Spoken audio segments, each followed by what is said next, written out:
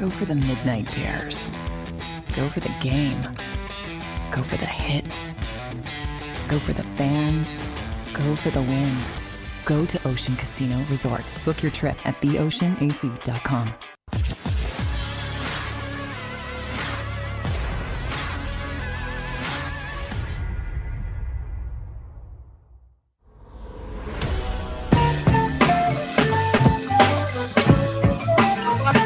It's time for Sports Take. All right, welcome in, what? everybody. What was that? Whoa. Time out. We need out. music. We need words for the Sports Take. It's time for Sports feel like I'm walking into a coffee shop when I hear that music. we need your son to he was going to do something for us. Dude, I can't get that kid to sit still. I mean, he's taking a full course. He's working on his degree in cybersecurity. He's working full time. I barely see him. To be honest, he's right across the hall from me. I may see him once a day. He's so buried in his room, which is good and bad. Yeah, I don't want to know what's in there. Yeah, I don't want to know what's in that room. I'll talk to my buddy's got a band. I will talk to my buddy and I'll see if they can record something for us. Yeah, all man, right. We need something, man. Okay, I'll work on it. I'll let you reach out to him this weekend. But welcome in, everybody. Happy Wednesday. Happy Hump Day. One and all, we are Sports Take, JAKIB Sports YouTube Network. He's D Gunn. He's Barrett Brooks. Oh, I am Rob Ellis. What's up? The chat is back. D-Gun's chat is back. Mine too. You guys won't be disappearing periodically today? Oh, nice. All good. Oh, and Xander said he works some magic. I feel normal again. Okay. I know. Wow. And you guys are trying to blame me for trying to keep you out of the chat. I still think it's man. conspiracy between you and Xander. That's right. We're trying to keep you down, man. We're trying to keep you up. What up, everybody? We see Eric. We see Brandon. What's going on, everybody, in the comment section? Gunner's drinking. So that's interesting. Gunner's drinking out of let me see that cup, a Wawa cup. Yep. Now, do you guys know what today is? No. What? Did you get cups back? You got your cups back? What? I do. I'm caught up now. Oh, there we go. We got the red cup. Oh, he's got the bland red cup today. The red is like the solo cup that you have when you have the kegger in high school. Yes. You got the red cups. It's usually the red ones going. Yeah. Not that I ever partook in any of that kind Oh of no. I was in the library while all that was going on. Yeah. Father Ellis. Yeah. Father Rob. But Wawa today is free hoagie giveaway today. What? Wawa. Dude. I didn't know. I was just at Wawa 15 minutes ago. I didn't even know. Yeah, so it is Wawa. What is your go-to Wawa? Not store that you go to. I mean, like food, drink, whatever. What's your go-to? 6-inch ham and cheese, pepper jack cheese on the roll. Yeah. Okay. Now, but my favorite drink to run to get there, which is weird. I love their crushed ice. There are days I go to Wawa. If I get gas there, now here's the thing. They just opened this new Wawa a mile and a half down the road from me about 2.5 years ago. So, after we had our pre-show meeting at 11 o'clock, I jumped in my daughter's car and sprinted down to the Wawa. And, of course, she says, can you bring me some ice with a Coke Zero? So I get the XL cup with the small ice cubes. I'll sit there and chew ice all day. I told you I'm a big kid. You're like my daughter. She will sit there. That's one of her favorite things is just ice. Yes, sit there that's and chew me. on ice, man. Yes, bro. Back when we were doing quick slants, I'd come in at my regular 2 hours before the show. That's right. And he would tell me all the time, "Hey, bro, if you're on, I know you're on your way in now because you got to be here in 15 minutes. But could you stop by the Wawa real fast?" That's true. I said, "Bro, if I stop at Wawa, that means I'm gonna be 5 minutes late." Ain't my problem. No. What you should say is I'll cover for you instead of it ain't my problem. If he's stopping it doing you a favor. No. You know why I say it ain't my problem? Because Barrett is always running late. I tell this man, prepare part of his charm. early. It's part of his charm. So when he say, "Hey, Deacon, I'm gonna be late," I'm like, "Ain't my problem." Well, you know what? I'm here. Things have changed because I am never late. So all right. For NBC now. For example, NBC. Okay. All right. Yeah. Oh, I'm glad you clarified that. Yeah, really. But for example, today, Mr. On Time, Derek Gunn, 11:59 and 52 seconds. Gunner hopped on before That's not true. showtime. That's not true because That's what my sources are telling me. according to my phone, which is also set to national time, Here we go. I jumped on at 11:58:41. Absolutely no chance it was that early. Are you serious? No, it wasn't. You got that phone on some weird time, man. No. It's on gun time. It's on D-gun time. Okay, Which is a special kind of time. okay. Well, if we go by you and Xander's theory, if we go by your clock, what Right. time does the show start? Noon. What time did D-Gun log on according to Before noon. your bogus time? Before noon. No, what was the exact time? 59:52. Therefore, I was 8 seconds early. Right, That's right, all you right, need to right. know. That's a good point. I was on time, baby. Barrett was crazy early today. Look, What's your go-to? What's your go-to? yeah. What's your go-to? You know what? I am not. I actually like that they've expanded the menu in there. Me too. And you can do a lot of different things. Like they actually have pretty good burgers. Yes, they do. yes. In a pinch, I'll do a little pasta, which isn't bad either. I Right. like their sauce and their meatballs. It used to be to me, Barrett. I used to get. I was a big meatball sandwich guy for them back in the day. Everybody's trying to get me to try those. I've But I never got to tried make sure one. there's like you got to be. Here's where you got to be careful with it. You got to make sure. I like sauce on. I don't like it dry, just the meatballs in the roll. You know, meatball parm with some sauce on there. I do like that. I haven't gotten it in a while, but that's probably my go-to. And I'm not a huge like. I'll get a smoothie or I'll get something else. I'm usually like pretty quick in and out of Wawa. Oh, yeah. I'm not a Yeah. huge, food Wawa guy behind the counter, but occasionally. How about you, Back? You know, I just like they expanded that menu. I love this salad that they have. It's a Caesar salad, but it has the noodles in it. Oh yeah, So I get extra noodles. I like that. I get extra chicken in it and extra dressing. Protein. Yeah. And it's amazing, bro. That's In strong. fact, I might order that right now. Let me tell you. Let me tell you what my secret go-to is. But they only do it in the winter, fall and the winter. Yeah. Their New England clam chowder is really good. Okay. Oh yeah, it is. Yeah, it is. Yeah, it is. But they only do it like in the winter. Yeah. Well, Are you guys familiar with the secret menu? No. There's The a what? secret menu that people know. I don't even know how to get to that, but people What? know about it. And there's like this weird menu that you can go to. Like what's on it? I don't even know. I'm telling you. Here we go. Now Maggie's jumping in and making fun of my Yep, food. there you go. Here we go. Hey Maggie. I am a Maggie, weird eater. Yes. Hey Maggie, is Rob a picky eater? Is he He one of these? absolutely is. Yes. One of I these know from just experience. Yeah. Barrett's Really? seen it. Is he? Yeah. Bad. Rob I'm the will- worst. Rob, he will bring his lunch and he will Yeah. eat the same exact He eats to lunch survive. every day. I eat you the same serious? breakfast Yes. every day. I eat Cheerios Oh my goodness. dry without milk. Yeah, he Come just on, sit there- man. No, I do. no. No, Barrett knows I would no. bring them in a bag, like a sandwich bag, No. and just eat them. Yeah. And that's how I eat every Maggie, day. tell me it ain't true. Tell me it ain't I true, eat Maggie. like I'm a 3-year-old. Like I eat like your grandchildren eat. Of course, Barrett, then in there. again, that's why Rob is so thin and I look like a puffer fish. Nah. No. You know, I don't. You know what? I don't particularly eat super well. Like I don't. I go pretty light breakfast, pretty light lunch, but I eat too much at dinner. I'm just lucky, man. It's not. There's nothing. Trust me.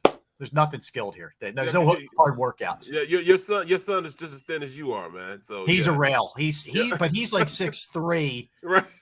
and he probably weighs like. 3 Tootsie Rolls. Maggie Yeah, says, so what? she makes fun of me if there's like a bag of candy. Yeah. I'll eat like 3 pieces of whatever it is. That's it? Meanwhile, yeah, oh yeah, and everybody else is just housing the whole bag. Are you You know what I serious? mean? Yeah, oh yeah, that's me. Yes, Dude, you put a bag of Jolly Ranchers in front of me, yeah. you gonna have to fight me for them because I'm eating like 15, 20 of them bad boys. You know what? You know what's addicted telling to Twizzlers. Oh, Like, yeah, jeez. the red. Oh, Oh man, dude, my wife Forget it. just brought me back Twizzlers, the green apple and the Mm. blue raspberry. Where were they? They were, we were at Cabela's of all places. And when you're at the checkout, Cabela's has their brand Twizzlers, and they had all these different flavors. yeah. And my wife got me green apple and blue raspberry. So then a few days ago, she took my niece up to Hershey. Her and they all went up to Hershey, and she comes Oh, back. who do we have? Who was that? Who's My it? nephew. Bring him in. What's Bring him up? up. Let's see him. He might go get in the pool. Ah, My What? nephew. he's showing off Yeah. his muscles, man. He's showing off Yeah. the guns. They want to see you. Oh, Yeah, they want to see you. This is my niece right here. Oh, look at that. Hey, what's Hi. up? That's Milan. Guys. Make Very Uncle cute. Barrett make Uncle Barrett give you $10 a piece. Handsome dude. Oh, No, they can't hear you, so I'm not telling them all that. Uncle Barrett, $10 a piece. That's great. But Man. but they went to Hershey, and my wife brought me a bag of like rainbow Twizzlers. I mean, there's purple, and dude, I'm like a kid in the candy store with these Twizzlers, man. Well, you know what's bad? Hershey's Kisses are bad too. They're hard. Oh, I mean, you start going with those, forget it, man. It is on. But yeah, so she also makes fun of me because the only peanut butter I'll eat is Peter Pan. I don't like Skippy or Jif or any of that stuff, man. dude, Jif is the best, except Jif is on recall right now. So I'm at Skippy now. Jif has been on recall for weeks. Peter Pan went through that too. I'm a Peter Pan loyalist, man. I am a Peter Pan. Now that you mention it, Rob, I'll leave it at that. I ain't going. All right, leave it at that. Barrett, you're muted. You're muted.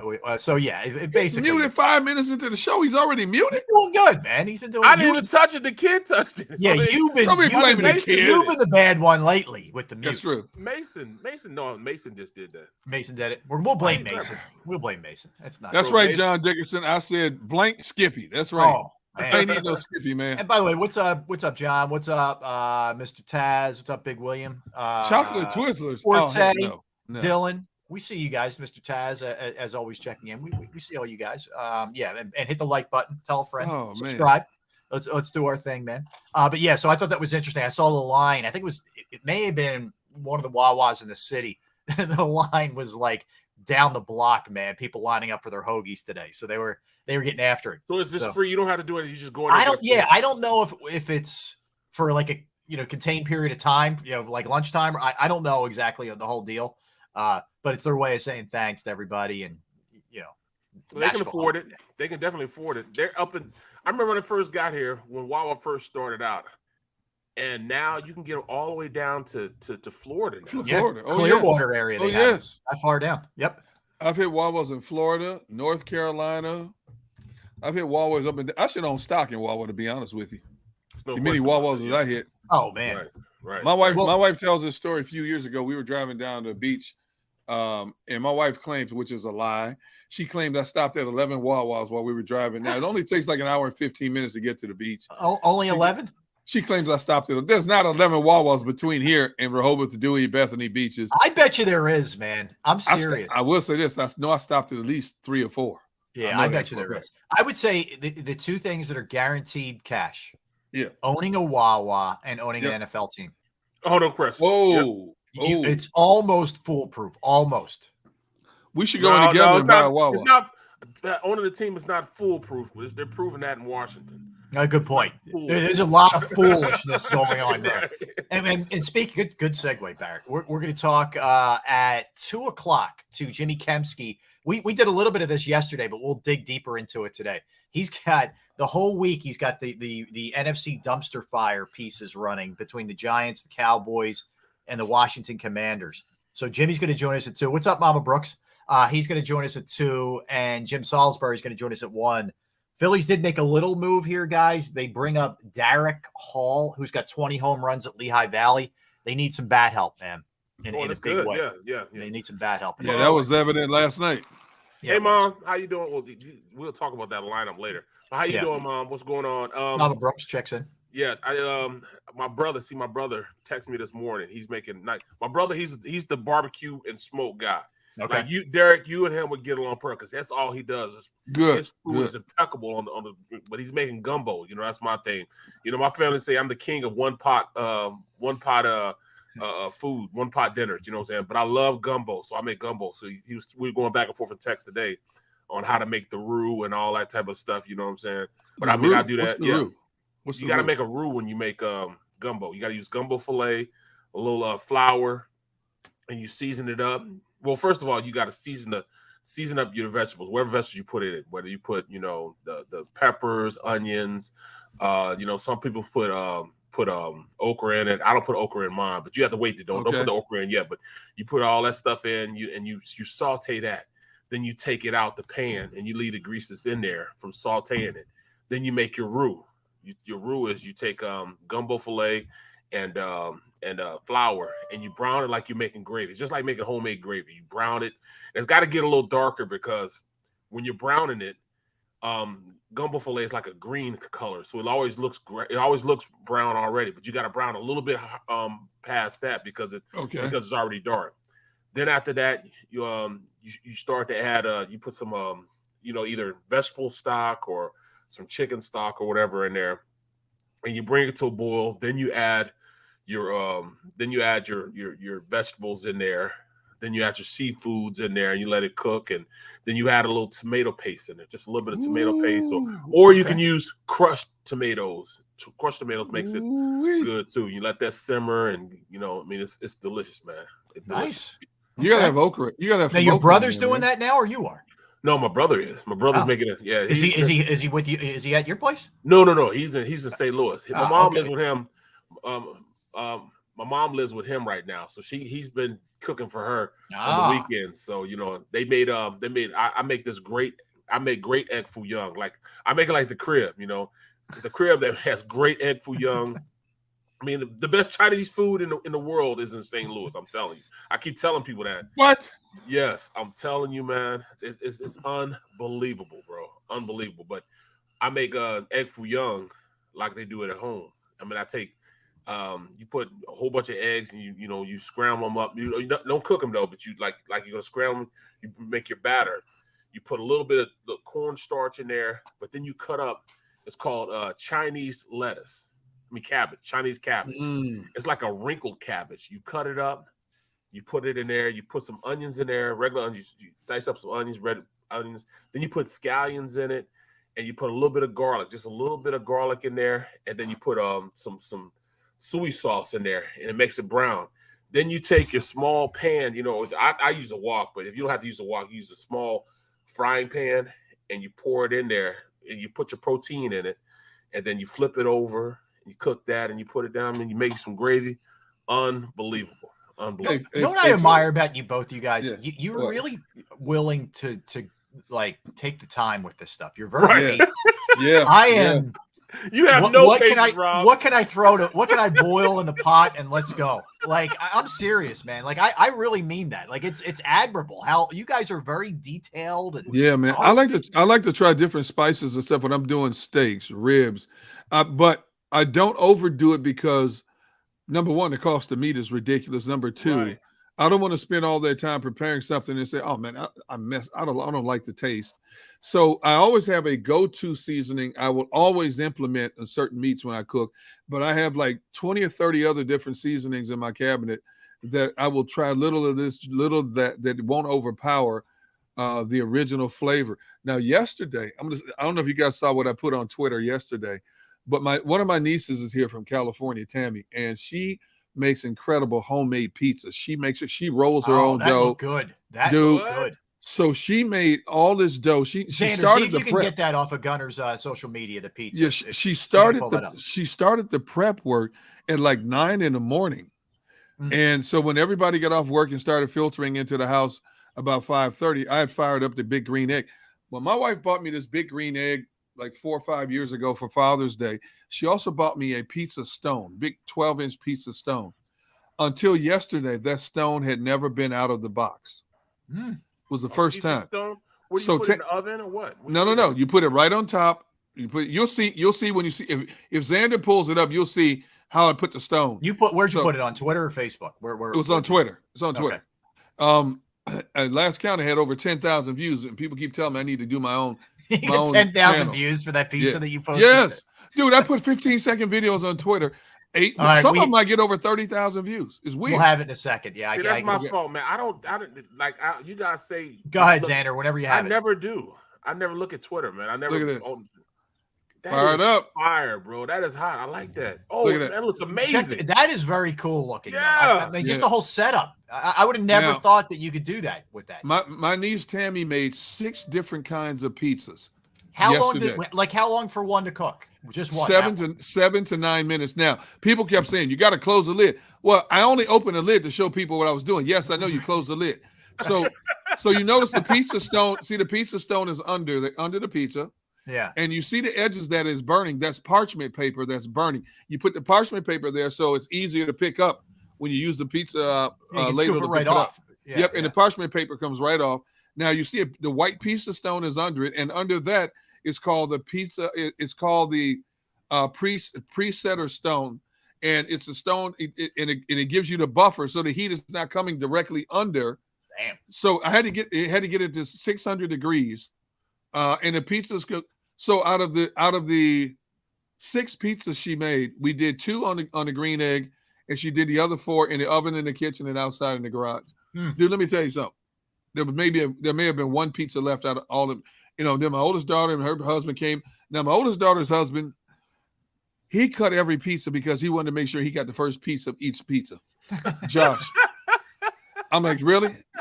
I mean, he goes, hey, he had the pizza. He goes, don't get near me. I'll cut you. So I'm like, okay, I'm done. I'm done with that. So, but yeah, man, I'll tell you what, those pizzas were phenomenal. Brick oven pizza. Oh my goodness. I can't wait. I can't wait for this weekend, man. Because should I bring my shotgun? No, it's gonna be 80 people there. We cannot be shooting on the property. Whoa, what's going on? Well, see, my oldest daughter and son-in-law. You act like that's not appropriate. Now you gotta tell them why I said that. Okay. Yeah, what are we bringing a shotgun to potentially? So a few years ago, my oldest daughter's husband, for his bachelor party, he wanted to go clay pigeon shooting at this farm out in somewhere in Maryland. Okay. So to practice, because I hadn't practiced with a lot of different things guns that he had. Him and his dad, they have an arsenal of guns, right? So their property is 4 acres, and they have these huge, beautiful trees. So we were practicing shooting targets. They would set some up in the tree. They would roll some on the ground like you're trying to shoot a rabbit. And the next door neighbor is mom's brother. He owns 4 acres, so he ain't going to say anything. And on the other side of the property is nothing but trees and wood, so we can shoot all day. Man, we're out there shooting. Barrett, I mean, where we at? We had shotguns everywhere, didn't we, Barrett? Shotguns everywhere. It was like 10 of us. And you're just setting up targets just everywhere. You can shoot everywhere. As long as you didn't shoot towards the road, you could shoot anywhere else. So we were just firing off. I was just shooting guns. Guns I hadn't touched a gun in probably 20 years, and like a shotgun. And we were just shooting up everything, man. I'm shooting at leaves. I mean, I'm everything, bro. You name it, I was shooting. You're getting the band back. So that's together, why I said yes. So that's thing? why I said that, because knowing him, he'll probably bring out a gun. Come look at this new gun I got. Come here, look here. And he'll probably fire off a couple rounds while he's there. Am I wrong for saying that though? No, but my daughter and his mom would flat out kill him if he pulls out a gun with 75, 80 people on the property Saturday for my granddaughter. That ain't happening. I'm telling you that right now. My wife will probably push him in the pool, so that's not going to happen. Yeah, but you get the big party for the 1-year-old, man. Oh my, 75 people for a 1-year-old. Seriously, that's a lot. It's a lot for a 1-year-old. And she won't even remember it. What's that going to look like when she's 16 or 18 or graduating? I know. You're going to have like 400. It's going to be like a wedding. We'll go to family dinners. That's what it's going to turn into. Here's the gist of that story. Ain't my bill. I ain't paying for it. So you can have many people as he wants. Not yet. Not yet. Right. Not yet. It's gonna be sweat equity, bro. Sweat equity. You're gonna have to be there. You're gonna have to be barbecuing on That's the grill. true. You will be. I told him I'm gonna help him barbecue Saturday. I'm taking 4. I have 4 tents. I have 2 10 by 10s. I have two that are with the flaps that are 10 by 20. So they've got a big canopy tent. So it's supposed to be 50, 60% chance of rain, but like in the high 80s. So, they said, look, all these people ain't coming in the house. That ain't happening. So we have all these tents that we're going to set. I'm going to, after the show tomorrow, I'm going to go down and help them set up, because Friday, of course, we're in Atlantic City doing a show, so I can't help them Friday. Right. So yeah, we got it covered. I told myself we're going to take one of these 10 by 10s and we're going to put it over your grill just in case it starts sprinkling, so we don't get wet. So, and if you want me to, if I got to do burgers, I got to do burgers. I don't care. I'd rather be on the grill. I got a 10 by 20 tent if you need it. Okay, I'll tell them. But I think they're covered now. But I'll tell them if you have. But then again, if you come to the party Saturday, we don't want to be setting up while the party's going. You know what I mean? No. I'll even make the sacrifice on Thursday tomorrow and drive it down to you, and give it to you. I'll make that sacrifice, bro. I like the gesture, but Rob, here's what's going to happen. Okay. Somehow, some way down the road, he's going to bring this up and try to guilt trip me somewhere down the road. Digga, I drove 133 miles to set up a tent uphill both ways, barefoot up in the snow. I had to push the truck up the hill both ways. I don't care if it's June or July or whatever it's going to be at that got point. there, had to cook still and everything snowing. else. Yeah, I like it, man. That's good. Look, it's going to be that'll be a fun time, man. It sounds absolutely awesome. Be even better time in at Oceans. At Oceans, yes, where we're going to be Friday. We're going to be doing the show. We'll I guess we'll have an exact location soon, right? Or do we have an exact location? We don't have one yet, but hey, people, 4th of July weekend, if you people aren't doing anything, come out to Ocean Casino, say hi to Barrett Brooks, Rob Ellis, D Gun. We'll be setting up. Ocean is going to unveil his new Galleria, and we'll be set up somewhere in there. Stop by. You know, some of you guys who have been loyal to us from day one since we've launched Friday, April 18th. baby, come on. Yes. It's Friday, 4th of July weekend. You have no excuse. Just come by and say hello. Wait, hey, tell us what your name is on our chat so we know we're going to put a face to who's been chatting with us constantly since April 18th. Agreed. The more the merrier, man. So come on out. Come out and hang with us. What a promotion that was. Look Kevin Savard. It'll be sounds like a country wedding. You're on Saturday shooting in the backyard. Hey, hey, like I said, Barrett seen the property, man. Matter of fact, you know what? Matter of fact, I'm going to try to find it. I'm going to send Xander a couple of pictures. I believe we have pictures of us shooting out there. Okay. And so you can get a chance to see it real quick. All right. I'll have the bail money ready in case things go sideways. Yeah, there's something to not being able to hit the blinds, the broadside of a barn. Yeah, I hear you. I'm gonna tell you something. Here's the challenge, Rob. Now you look like Daniel Boone shooting at a stationary target because once you get a bead on things, it's cool. But then we go to this farm, this property where it's like going to it's like going to a driving range to practice your swing. Okay. At this place, you have like 20 different stations, and it's clay pigeons emulating. Like one station, you're shooting a bird coming across. Like you one guy has like a skeet shot. Skeet shooting, yes. Yeah. Then the next station is like you see the target rolling through the woods, and you got to try to hit it like a rabbit on the move. It's an awesome time. Although me and Barrett were down there in Nowhere, Maryland, and we wanted to get out of there in a hurry.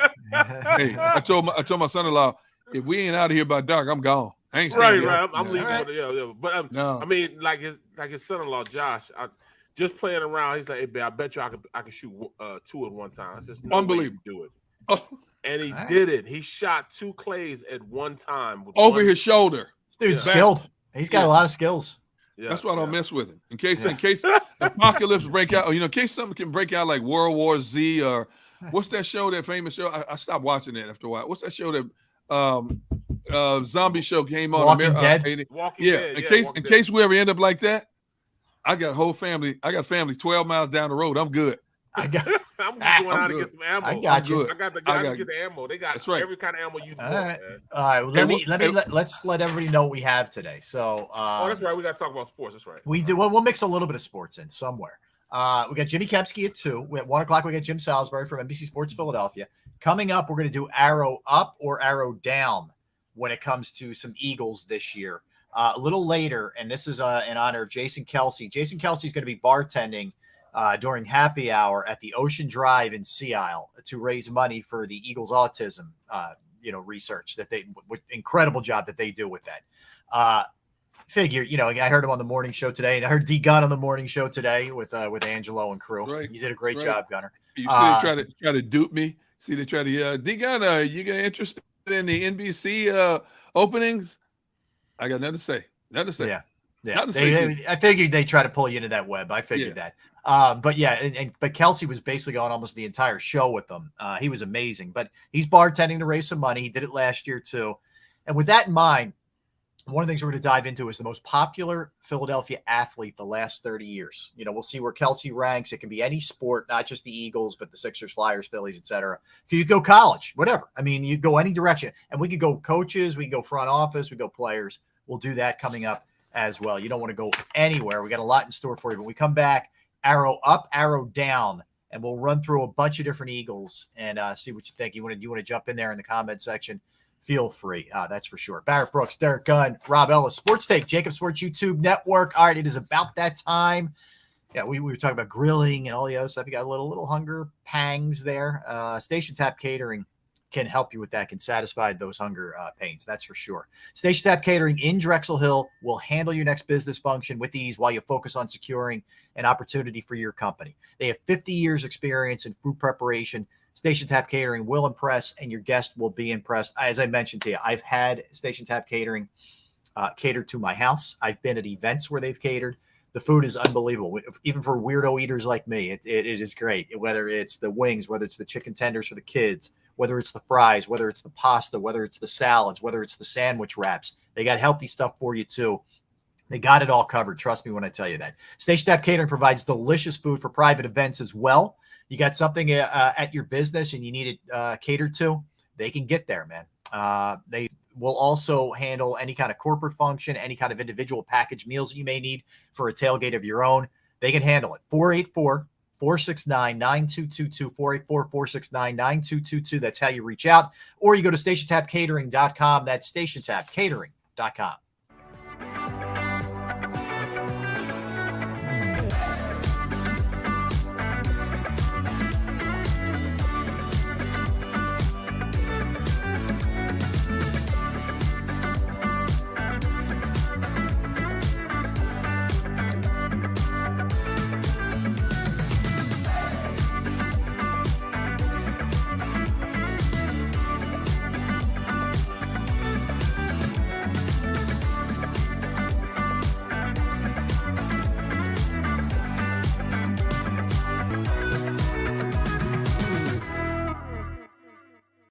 News at 11 with Rick Williams. It's the team you trust to bring it all together. The stories that impact your community, a sports roundup for the locals, and the AccuWeather forecast you depend on. Action News at 11 with Rick Williams.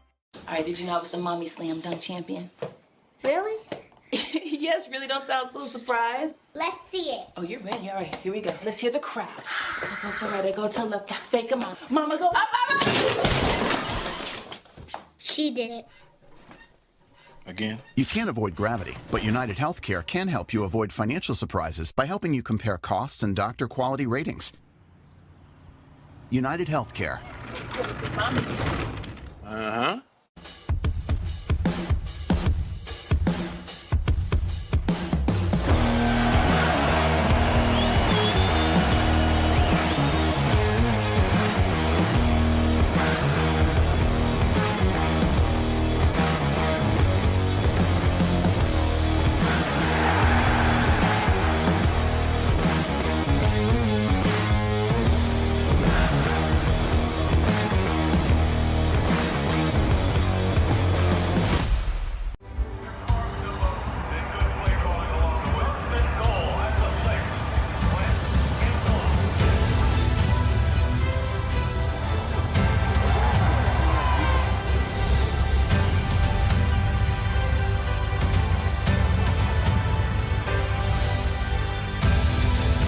Field of life, First Trust Bank is there for you.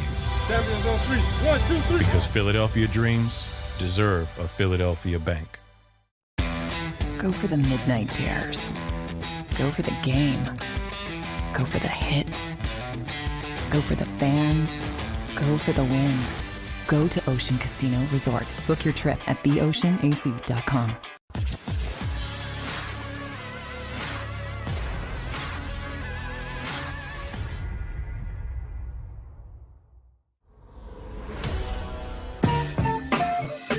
All right, we're back. Happy Wednesday, everybody. Hope you're doing well out there. Barrett Brooks, Derek Gunn, Rob Ellis, Sports Take, JAKIB Sports YouTube Network. And I always tell everybody, check out JAKIBsports.com as well. That's JAKIB, as you can see in the graphic right there, JAKIBsports.com. Got all kinds of great pieces on there. Our guy, John McMullen, who you hear on Birds 365 with Jody Mack.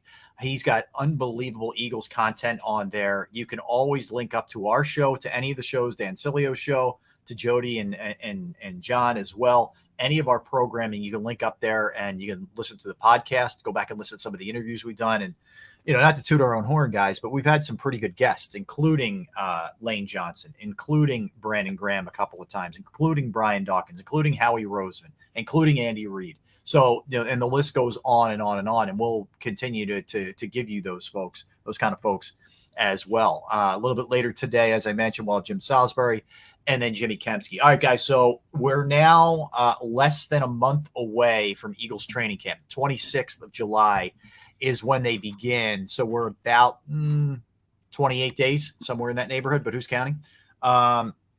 So we thought we'd do a little exercise today of the needle pointing up or the needle pointing down on certain guys and what you expect out of this year. So without further ado, let's hit it. So which way is the needle pointing, Barrett, for Miles Sanders, up or down? I would say that it's pointing up because this is a contract year for him. He's got to put up a shut up, man. And he's interviewing for, like I said, 31 other teams, not just the Eagles. So I mean, the needle's going to be pointing up simply because he's got some things he needs to prove. He needs to show that he's number one available. I heard a little soundbite from him the other day about him saying, all right, he's ready to go in and take that next step. But in order for him to take that next step, he said he needs more touches. Well, you need to be available for those touches in order to get those touches. Can you imagine if he was there for the last 8 games of the year when that offensive line turned the corner and they start running the rock and, they were going running back by committee? Imagine how explosive he could have been from even the Detroit game on if he was available for this team to play 12 games, Barrett, to your point. He missed 5 last year. Right. So I mean it's ridiculous, for him to say, all right, I need more touches if you're not there to get the touches. Yeah. Missed 5 games in 2020, missed 5 games last year. He's had 164 attempts in 2020, 137 attempts in 2021. I mean, that's been one of the biggest knocks is if you want to be like, I don't know what a bell cow back is anymore other than Derrick Henry in the league. It really isn't the way it used to be where you just hand the ball off a million times. But if you want to be the every down back, you got to be able to stay on the field. And that hasn't been the case with Miles in his career. He also, even when those times when he did come back from the injury, they were handling him with kid gloves. They wouldn't give him a lot of the carries because they were scared he was going to get hurt again. So in order for him to really take that next step, he's got to get his body in top physical shape, ready to rock and roll to take the pounding of being an NFL running back. We've seen it hurt, running backs in the past. Look at Zeke now. Look at Saquon Barkley, his ex running mate in Penn State. All these guys have got beaten up so much that they're going through the same thing he's going through. Interesting. How about you, D-Guy? I couldn't agree with Barrett more. I think he said it all. Miles Sanders has to prove his durability. This is a money year for him. Running backs in the National Football League are now a dime a dozen. And the ones who are getting paid the decent money are the ones that are showing they can be out there 14, 15 games a season consistently. Miles Sanders is kind of that tweener back, and that's just his body type. He's not the type of running back who's going to carry the ball 25, 30 times a game. But I think he's very effective in getting 15 to 20 touches a game. And that doesn't necessarily mean running the ball 15, 20 times a game. It also means catching the ball out of the backfield. And there's a market for running backs like that because there are not many running backs in the NFL that do both well, run the ball well and catch it out of the backfield. And when he's in open space, he's as good as just about anybody in the league in terms of making people miss and taking it to the house when he hits open space. But first and foremost, he has to show that he can stay out there. But when you're 5'10" and he's only like 205, 210, and he's been getting banged up a lot the last couple of years, that's a red flag for a lot of teams. So I think in order for him to get the kind of money that he's going to get, not top dollar money, but just good money, whether it's with the Eagles or somebody else, he's going to have to put up at least 1,400 total yards this season. Wow. At least 1,400. See, I think he is sort of a back by committee guy more than he is a feature, because I don't think he can stay healthy, because I don't, to me, he struggles to run between the tackles simply because he doesn't want to put his head down sometimes. And I'm kind of okay with that if you use him that way. I like what they have in the backfield with him. I like Boston Scott. I like Kenneth Gainwell. I like the backfield. So I'm okay getting those guys some touches. The biggest thing for me with Miles is, A, show me you can stay healthy, and B, realize not everything has to be a 70-yarder. Like sometimes you got to get 3 yards up in there. And you're right about that, Rob. You know, and it may not look. Maybe some of that is he doesn't want to take the beating. And I look, that's part of the gig. So he's got to just get his mindset in that. Look, some of this is not going to be just me in space making some guy miss. Like sometimes I got to take on, a tackler. So I don't know if his numbers are going to jump. Like I'm hopeful he can play obviously all 17 games. I'm not saying that, but his production has been good when he gets the ball. I mean, guys, for his career, he's a better than 5 yard per carry guy. He can hit the home run. Yes. I just want to see a little bit more toughness, for lack of a better word, out of Miles. And sometimes he dances too much also and misses the hole. Yep. And that'll cost him as well.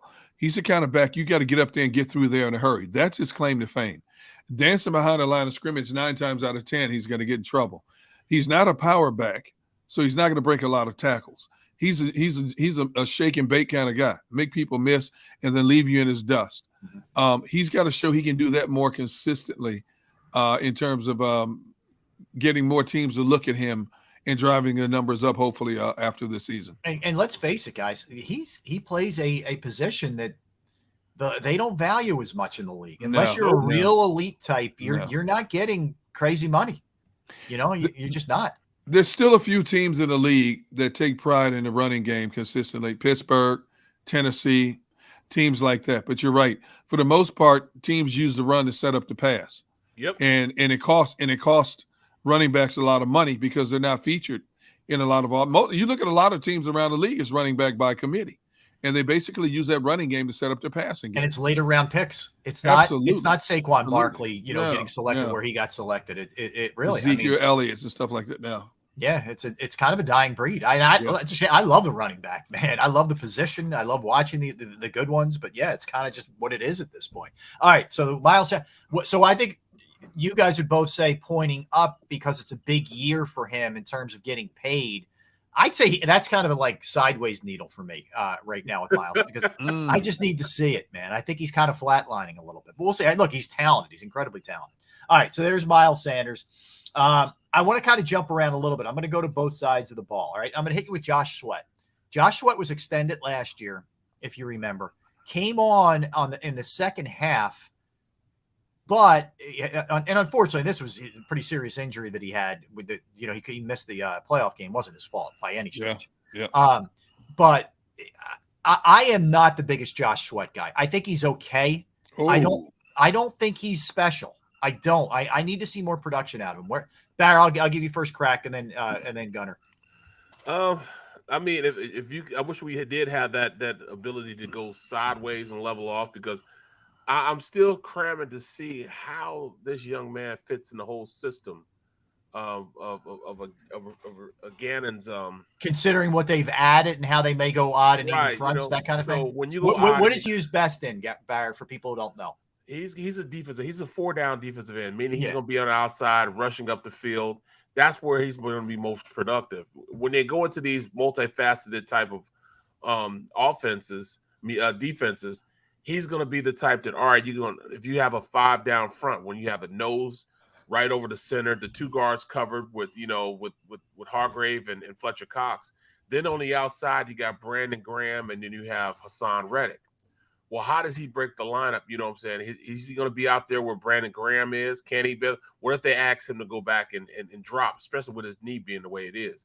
So the only other alternative I can see him being, if they're going to go in a 30 front, is kind of putting him in a position where he's going to be a 3 technique, maybe a 3 technique. Or if they do go 3 down where they have the nose and then he has, a defensive end over the tackle and then another defensive end over the tackle. Excuse me. He could be all right in that type of predicament. Mm-hmm. But at this point, it's going to be hard for him to really show that he's an outside rusher that can also do the other things that you have to do to be in an outside linebacker-esque type of position.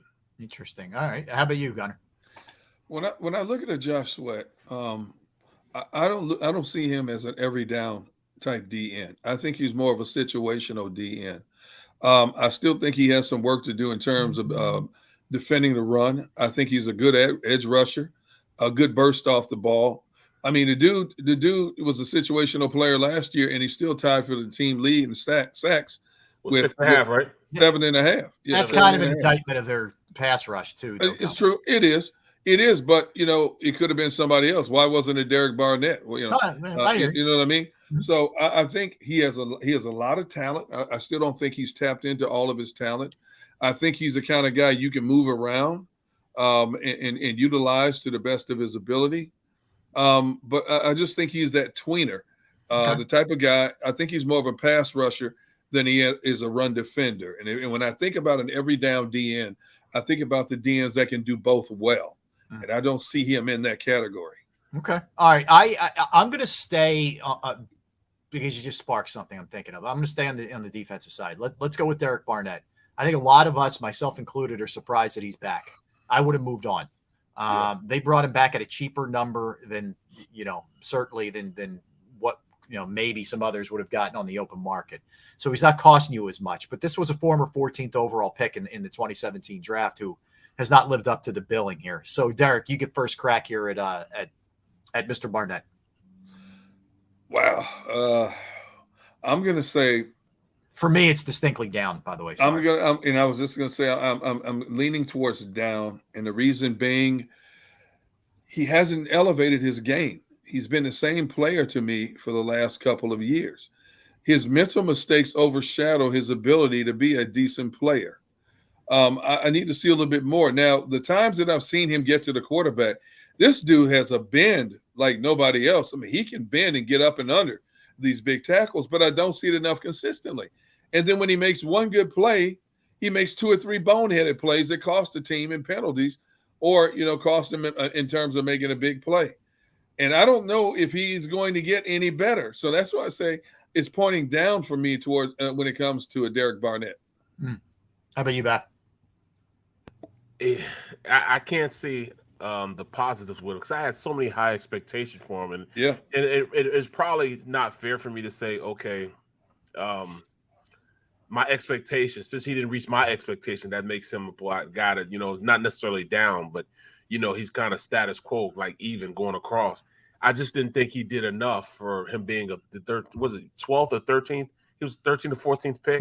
14 overall. Yeah. 14th pick overall in the draft, and he didn't have the production I thought he was going to have. And there's a lot to do with him making stupid bonehead mistakes. I mean, he put himself in bad positions all the time. The reason why he didn't play a lot is because number one, health. But the big thing was he didn't make smart decisions, out there when he was on the field. So I can't see him necessarily being a guy that, you could trust in big type situations. So I think it's going to be down. He's going to be down because they're not going to trust him enough to be out there when it's in, the game's on the line. Yeah, you need spot. That pass rush. You need it. They're not going to him. Well, let me ask you guys this. I think we would all characterize Nick Sirianni as a pretty positive guy. Would you guys agree? Absolutely. Right? Yeah, absolutely. I mean, an uber positive guy. When you guys remember the cutaway on the sideline, him again, or whatever he said when Barnett committed that personal foul. When Nick Sirianni's saying that, it's probably pretty bad, right? Number one. Absolutely. And this is what I wonder too about the dynamic here. I don't know if Nick Sirianni was real thrilled that Derek Barnett was coming back. This feels like it may have gone above him to bring him back. That's absolutely a Howie pick. I mean, Howie brought him back. So I don't know how much we see him on the field. He's going to play. I'm not saying that, but I don't know if he's going to get nearly as many opportunities as he got the last couple of years. Aren't they paying him like $5.5 million? Yes, something like that. Yeah, I'm trying to put him in the category. I'm trying to put him in the category of Brandon Graham. Very similar in terms of how their careers start out. Both of them were like in the teens, a first round being draft picked. Brandon Graham stumbled through his first, part of his career, and then all of a sudden the light switch came on. And I'm trying to give Barnett the benefit of the doubt, but what Barnett does that Brandon Graham didn't do is makes those stupid penalties. Yep.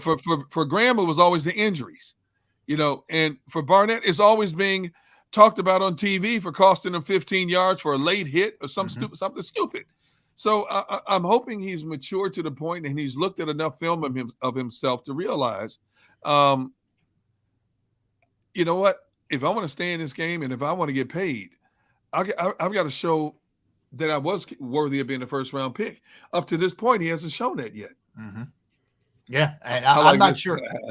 I'm not sure he's going to show you that he's worthy of that. I think it's kind of what it is. But yeah, there's no doubt there's a lot of room for improvement there with him. All right, one more on defense, and I want to jump back to offense here. Javon Hargrave had an unbelievable, probably first 8 to 10 games last year. Yep. And he got pretty quiet after that. Now, still made some plays, but he wasn't quite the dominant force that he was. How much of that is, hey, look, you wear down, the season goes on, guys get beat up. How much of it was Fletcher Cox wasn't playing great, so he got a lot of attention, double teams, etc. And it was only natural that he was going to slow down a little bit. He wasn't quite the same guy. I would say overall still really good year, no doubt. But he's another guy who's going into possibly his last year as an Eagle.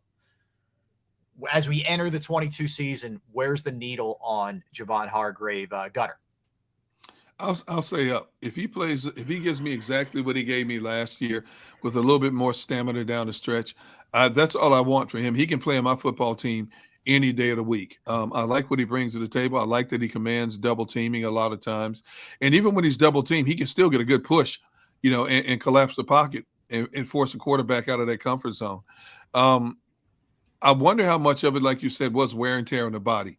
When you play that position, anytime you play offensive line, defensive line, there's a lot of banging going on in there, man. Your knees, your ankles are taking a lot of pounding. And I wonder how much of that, I think there was some type of small nagging injury that affected him down the stretch that wasn't talked about, and he just fought his way through it. But I think I'm pointing the arrow up on Javon Hargrave in 2022. I would agree. I think the needle's up on him. First of all, I think he's a really good player. Number one, and Barrett, he's been used in similar systems that they're going to incorporate, I think, more this year in Pittsburgh. So he's not going to be one of these guys who can't handle one system or the other. He's going to be fine. I think Hargrave, especially considering it could be his last year here, he's still young enough. He wants to get paid next year. I think he's going to have a really good year for him. I'm going up. Where you at? I'm definitely going up. You're right about his production. It went down because he became the guy that they needed to block. When the offensive coordinator approached this game and, all right, who are we going to double team? Well, usually you would double team Fletcher Cox, but it totally shifted. They started double teaming Hargraves because the production was in front of Hargraves and not necessarily for Fletcher Cox. Yeah. So that's what I'm saying. I truly believe that he's going to be that guy this year. He will definitely be that guy this year, and I think he's gonna have a lot of production this year. Okay. So I'm looking forward to seeing him play. Especially, you're right, because he played in Pittsburgh where it was a 3-4 system. Mm-hmm. He played the nose, so he understands how to the dynamics of being a two-gapper at times because he played it for a long time. In fact, that's what made him his first year here. It took him a while to get into being that one-gap type of player that they need him to be. Once he got past that, then it was all over with. Now he's got to be, kind of well-versed at both ways, being up the field as a one-gap guy and also being a two-gap type of player. All right, I'm going to stay. I'm going to go back over to the offensive side, and this time I'm going to go with a coach, okay, because we're running a little short here. Shane Steichen, needle up, needle down. Barrett, he's been given now A.J. Brown. He's got arguably the best offensive line in football. We talked about the running game that he's got with three guys who can play. He's got Devontae Smith going into his second year now, who had a really good rookie year, and he's got Dallas Goedert. There's a lot there, and obviously Hurts is the centerpiece of this thing. What are your thoughts on Steichen calling plays this year and what this might look like? I think this is going to be a great year for Steichen. He understands how to get the best out of the offensive players that he had. That's what he did the last half of the season, put his guys in great positions. He went to the strength of the offensive line running the ball. He understood that, when you have big guys like that up front, why not just use those guys in the best capacity you can? He knew the shortcomings that Hurts was having at that point with passing the ball consistently. So, I think he's going to get even better going into this year and really taking advantage of all the opportunities he has to, with that great offensive line and now a number one receiver that, you have to account for as a defensive coach. D-Gun?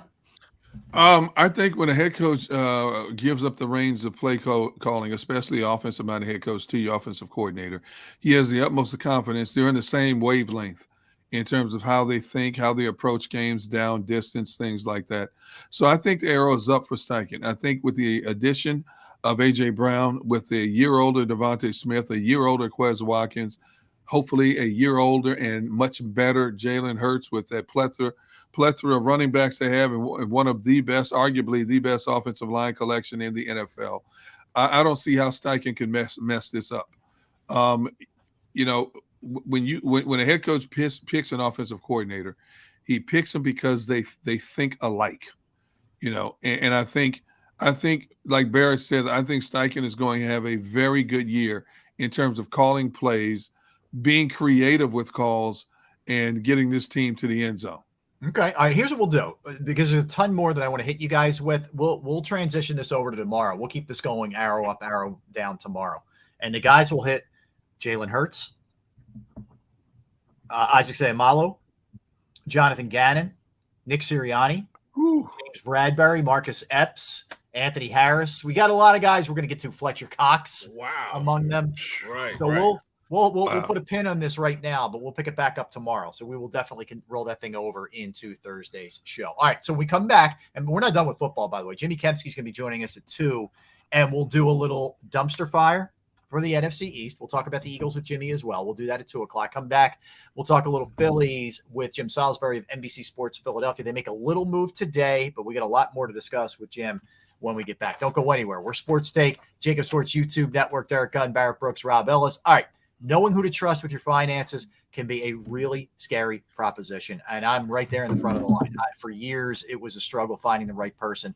But finally, after all these years, I do have the right one for you. And I can tell you from personal experience that I trust my finances with Jim Murray and Principal Financial Group. And whether that's retirement planning, 401k review, insurance review, if you have a small business and you're trying to figure out how to set up your employee benefits, it's yet another resource that Jim can help you with.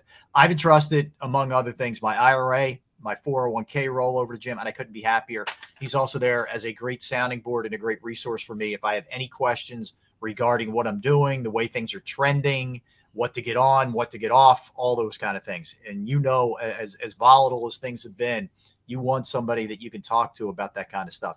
Give him a call, 610-996-4751, 610-996-4751, or just drop him an email at Murray, murray.Jim@principal.com.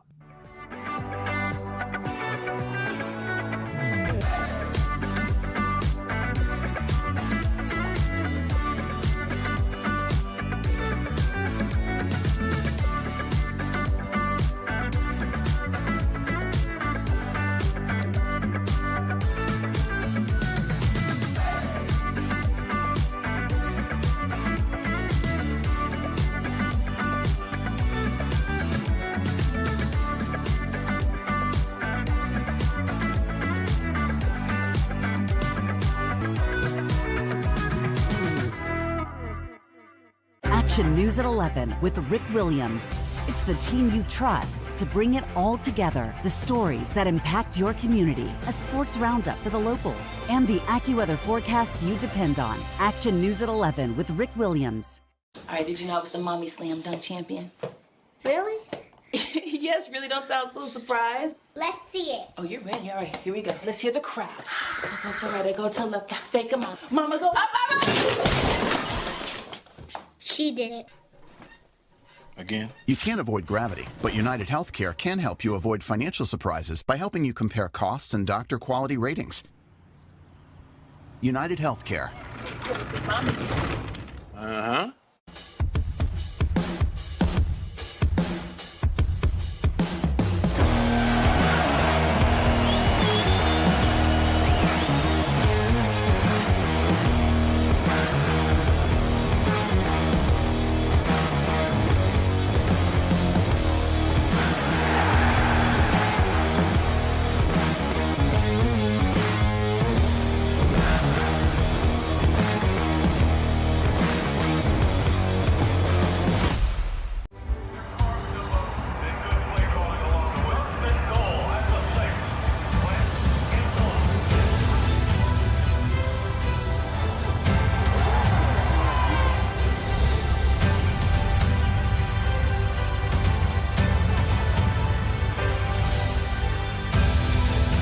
field of life, First Trust Bank is there for you.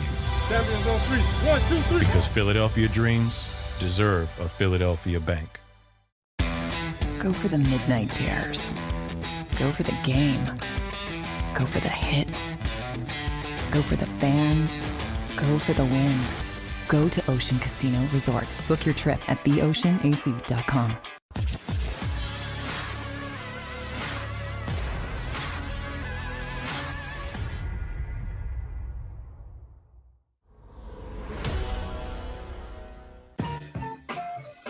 Welcome back in, everybody. Happy Wednesday, one and all. We are Sports Take. He is Derek Gunn. He is Barrett Brooks. I am Rob Ellis. We are joined by the man who covers the Phillies as good as anybody in town. And you can follow him on Twitter at Jay Salisbury, NBCS, and, of course, NBCSportsPhiladelphia.com, Jim Salisbury. Jim, welcome to the show, man. How you doing? I'm doing well. How about you guys? Good, man. Good to have you. You have to be thrilled. What's up, bro? Wawa Hoagie Day today. I mean, this is a different level kind of day, man. This is it's like when the Eagles announce their schedule, you know, everything shuts down. Everybody goes crazy, you know. Except it's all wins. There's no losses, right? When it comes to Wawa Hoagie Day. All wins. All wins, definitely, when you get a nice shorty on the way to work. There you go. Hey, Jim, are you a big Wawa guy consistently? Yes, I am, and I'm amazed at like the way the penetration they have into the area, you know. Yes. It's even when like you guys probably have encountered this, like when you go on the road and somebody will hear you from Philly and Wawa country. Yeah. Yes. I hear that. Right. Yeah, I do. I mean, I'm there probably every day getting a coffee, and if you promise not to tell my wife, you know, driving home late at night from the ballpark, that one on 322 is pretty tempting for maybe one of those ice cream Snickers, you know. Oh man, yeah, that's a go-to. There's no doubt that's a go-to. Oh man. Well, Jim, look, a lot to dive into since we last talked to you. They've had Phillies. Look, all in all, I know we'll talk about last night, but they've had a great month of June. You know, that's for sure. But a lot's happened. You know, a lot's gone down here with Harper, with Eflin now, and you just try to figure out exactly what this is and how they, I guess, survive over the next, if it is 4 to 6 weeks with Harper. Can they do it, in your estimation, without making a trade? And I know that they brought up Derek Hall, which we'll get into in a second. Can they survive this without Harper, you think? I think it's survivable. I don't think it's a fatal blow. That said, I think it's a big blow. You know, it's a big body shot. It, rocks the rib cage, rocks you to the core. But there are ways I think they can overcome it.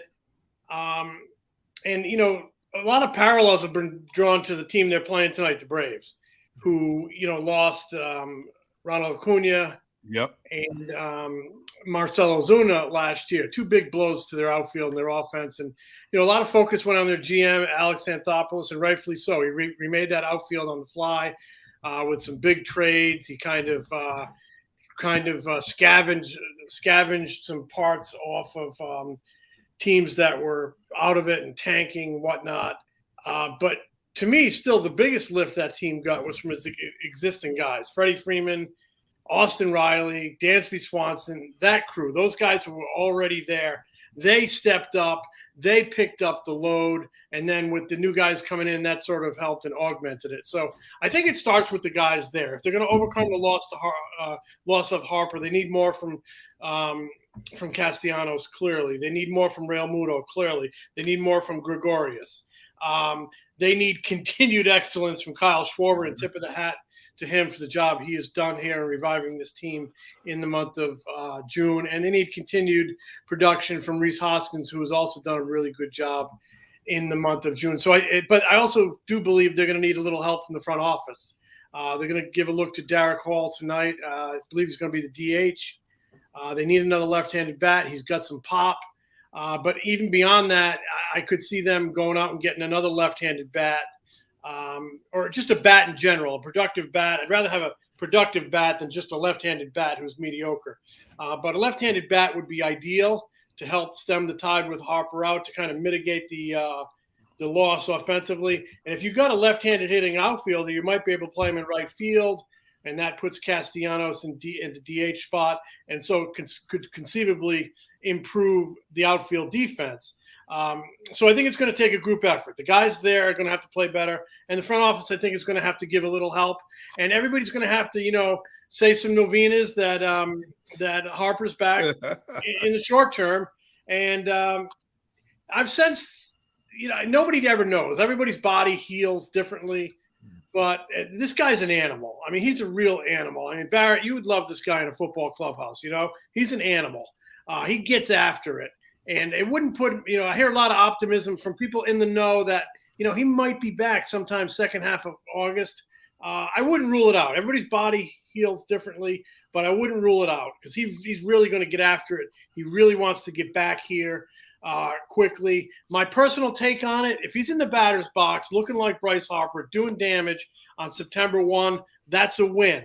But it's really incumbent on the team to stay there, stay in it. So when he comes back, you're still there, and he can have an impact both emotionally, because I think he's going to give everybody a lift, kind of an inspirational lift, Yep, no doubt, and also with his play on the field. Hey Jim, I love the article you recently wrote about the Phillies do need a bat in the lineup, and you threw out some names like Ian Happ, Josh Bell, Nelson Cruz. Do the Phillies have enough to trade to get a player of those caliber? I do think they have enough to trade. It's a question of, will they? They don't want to empty out their system. They have it's a thin system, but there are guys there that teams like, especially, you get down to the A-ball level, some of the arms they have, everybody in baseball likes, but they have to be protective of those 4 or 5 arms that they have that are coming along that could be the makings of a future rotation. It's so important to kind of grow your own pitchers and make your own pitching staff from within. You can't continue to go out there and buy your pitching staff. So they're going to be very protective. Like a guy like Mick Abel, who was the number 1 pick a couple years ago, he's not going anywhere. Last year's number 1 pick, Andrew Painters, he's not going anywhere. They got another big arm named Griff McGarry down at Jersey Shore. I mean, inconsistent in throwing strikes, but when he does, he is outrageously electric. I could see him closing games in Philadelphia someday, maybe not even that far away. I would be protective of guys like that. Maybe there's another guy down there named Ben Brown who's taking a big step forward. Maybe you consider something like that. Maybe you consider something like Francisco Morales. Maybe you consider a catching prospect, position prospect. I think they're going to be very, very judicious in protecting their arms in the minor leagues. So they have stuff to get deals done. It's whether or not they want to give up a significant piece. And you have to ask yourself a question. Are they one piece away from the World Series? I personally don't think so, but I do think you get the right piece. You get the right help offensively and defensively, you can get to the playoffs. And that's so important with a 10-year playoff drought. They're desperate to get there. The $230 million payroll, they're desperate to get somewhere with this payroll. And if you can squeak into the playoffs, I mean, now you're coming at them with a Zach Wheeler and an Aaron Nola and maybe a Ranger Suarez getting his act together. There are ingredients in that starting pitching rotation that would make me, as an opposing team, even an opposing team that's favored in a series against the Phillies, I'd be like, I'm not sure I want to play the Phillies because you get Nola and Wheeler dialing things up like they can, and you might be going home early. So those are all good names. Hey, Bell is having a great year. He's going to be a free agent at the end of the season. You could DH him. I think Washington's going to have you over a barrel for a guy like that. They're probably going to have you over a barrel for a guy like Nelson Cruz. Ian Happ's still got some young upside to him. I mean, the Cubs are probably going to have you over a barrel for him. To me, a really good fit team-wise would be Kansas City with Whit Merrifield, with Andrew Benintendi. Michael Taylor's over there. But the guy I really like is Benintendi. Left-handed bat. Good defender. I think he's not going to be Bryce Harper, but he could, I think, mitigate the loss a little bit offensively and help you defensively.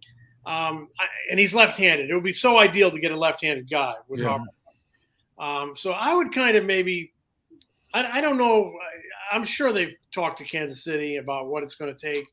But the prices are high because everybody knows how desperate the Phillies are. Still a month away from the deadline. They're trying to hold you over a barrel. So the Phillies are going to have to walk that tightrope. How much can you give up to get where you need to be? And they're going to be kind of keeping their ear to the ground about Harper's recovery. If it's moving fast, maybe you don't have to do something big. If it's moving slow, maybe. So there's just so many balls in the air that front office and that medical staff has to keep track of as they try to plot ways to get through this. But bottom line is, I do think they need help from the front office in addition to getting help from the existing guys.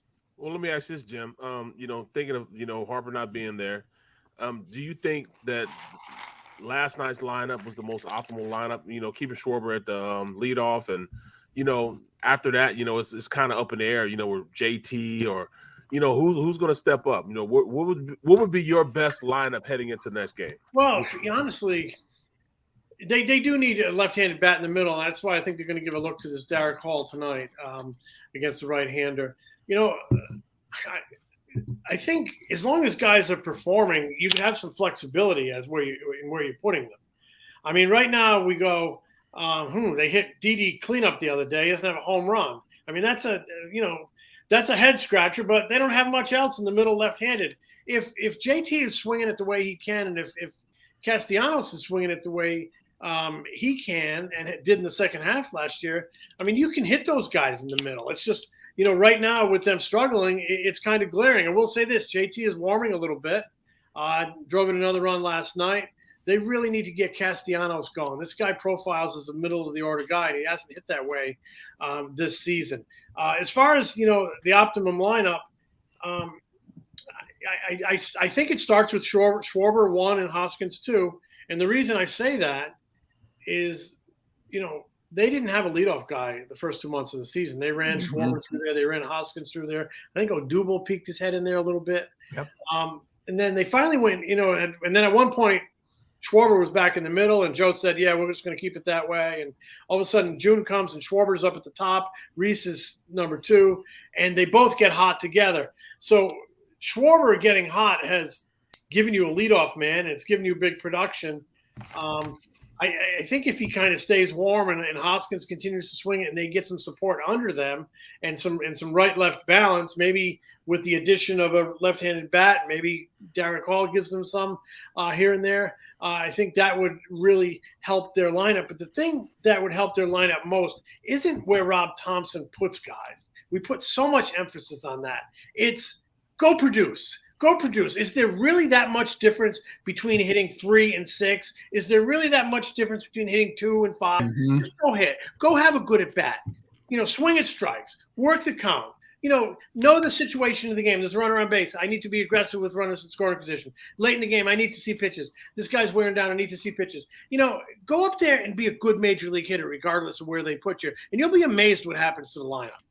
Jim, right on. And here's what I'm at. You brought up Castellanos. What's frustrating me, clearly the numbers are down across the board. I mean, almost 100 points in, slugging, on base, OPS, averages 248. The numbers are awful. There's a lot of, in my opinion, give up at bats. And last night was another example of it, where he's just chasing garbage that's down and away, where it's just kind of like, yeah, I'm going to flail at it. He's been doing it all year. What's happening here with him? I agree. At times, more than at times, the body language looks bad. You just can feel the frustration. I know the at bat you're talking about last night. Charlie Martin, 3/4 slider off the side, off the edge of the plate, boom. And he flips the bat to himself and he walks off after it happens. Fastball, and then he gets a spinner off the plate. Very reminiscent of early Pat Burrell's career when he would get a lot of those spinners off the plate and he couldn't lay off them. I see the body language as you do.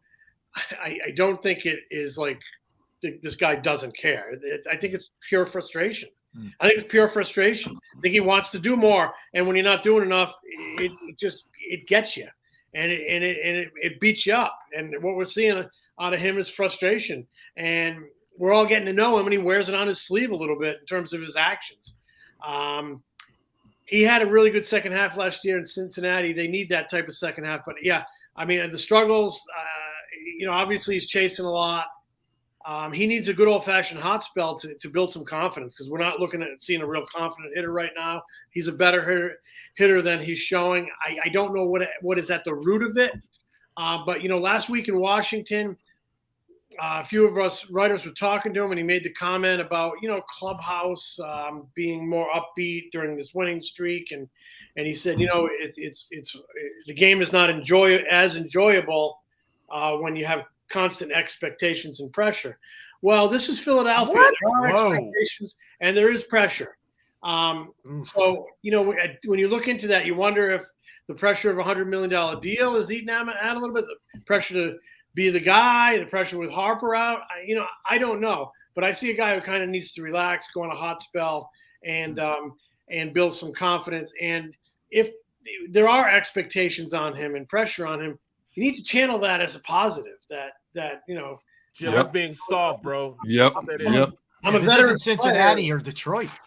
No, it's not. And I'm a veteran player. Somebody thought I was worth $100 million, and damn it, I'm going to go show it. Oof. Right. That's being soft, man. These days, these new athletes, man. He's a veteran guy. He should know better. With expectations, you just got to go out there and make it happen. There's a reason why you have those expectations, because we thought you were good enough to garner these type of expectations.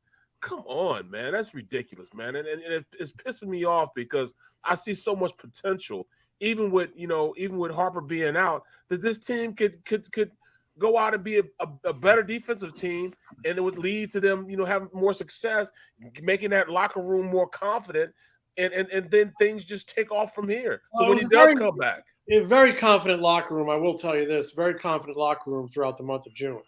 I mean, they won a lot. The chemistry of the team completely changed. There was a lot of triumphant feeling and just, good era. What is it? The era of good feelings in that clubhouse throughout the month of June. It's still there, despite them losing last night. But I do see in Castellanos that propensity to chase. He might get more fastballs, more pitches to hit if there were bigger presence behind him. That's where, lineup feeds off each other, right? Guy in front of you, he gets on base, you're going to see more fastballs. Good hitter behind you, you're going to see more fastballs, more strikes. So the lineup all plays off each other, and it's at its best when everybody's kind of clicking a little bit. Perfect lineup has three hot guys, three guys going pretty good, and now during in the natural cycle of a lineup, a couple guys are down, but because the other guys are up, you can kind of get by and carry them. We saw a lot of that in the month of June, and Bryce Harper was in the middle of it all. So this is a significant loss that they're going to have to deal with. Jim, I'll ask you, as I asked Ricky Bo yesterday, when you look at this next stretch of games outside of Washington mixed in, but you look at the next stretch of games, you got Atlanta, you got St. Louis, you got Toronto coming up. From your perspective, and now that you're out without Bryce Harper, Eflin has a knee issue. What are you looking for in terms of trying to get some answers on what this team is or isn't quite yet? Well, I think we have a lot of answers. Okay. They already. I mean, they have a good starting rotation that is upper third in the game. They've suffered a big blow. We talk about the Harper loss. Zach Eflin's a big loss. Yeah. We're talking 2 or 3 starts, but guess what? What was it? 11 months ago, he went down with a knee, and they were talking 2 or 3 starts, and we didn't see him again. Yeah. So it'd be good to get him back. But we know there's a good lineup. We know there's a good pitching staff there, starting pitching staff. We know there's an inconsistent bullpen there that I think needs outside help. We know there's a questionable defense that I think is better than it was the last 2 years, still has a shaggy game now and then. Need to tighten that up. To me, it's an inconsistent offense that is now missing its kind of big brother. It's big set of shoulders to lean on. And they need to get over that internally and with the addition of maybe somebody from the outside. So I think we really know what this team is. Now, this stretch they're in is definitely a challenge and a test and maybe a chance to even learn more about them, because in June, they beat a few teams that they should beat. Yep. They also played good against, some pretty good teams, San Diego. And now you're seeing back-to-back series with Atlanta and St. Louis. 2 teams are just above you in the wild card chase. 2 good teams. Chance to measure yourself against them. Didn't measure up last night. Tough loss. I mean, Schwarber, another big home run late in the game to tie it. The bullpen gives it up. So you got 2 more nights of Atlanta. Then you got 3 nights of St. Louis. Toronto, then you got St. Louis out there. So you got a lot of chances to measure yourself against St. Louis and Atlanta, two teams that know you're right on their heels in the wild card, two teams that want to snuff you out. So, this is such a very, very crucial stretch that they're in. And with the hole they dug themselves early, every stretch is crucial because they worked so hard to get back a few games over 500, worked so hard to get back to wild card relevancy, yet there's still, 3 out in the wild card and 8 out in the division. If they even level off a little bit, it could really hurt their chances. So they need to, continue to ascend. And the way you do that is, I know this sounds really goofy, but you go out there and you try to win the first inning, and then you try to win the second inning, and then when the night is over, you hopefully have won that ball game, and the next day you have the same approach. This team needs wins, and when you're in a hole, you tend to think big picture and making it all up in 1 week. You can't do that. You need to make it up. Again, goofy cliche, but you need to make it up in that day and stack days on top of each other, stack the pennies. That's how they're going to make it up. And they're only going to make it up with wins. And to get even, more granular than that, with good at bats, good defense, timely hitting, you get runners on base, you've got to deliver. They were 1 for 10 with runners in scoring position last night. They could have won that game with any type of production in the middle with runners on base, with any type of production from the bottom of the order with runners on base.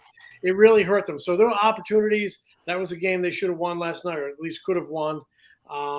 Probably would have won during their peak performance in the month of June. They just kind of need to get it back. So crucial stretch. As I said, I think we know a lot about this team, and maybe this stretch here is going to teach us more whether they can keep their heads above water with Bryce Harper. And to me, at this moment, because the front office hadn't made a big move yet, it starts with the guys that are there.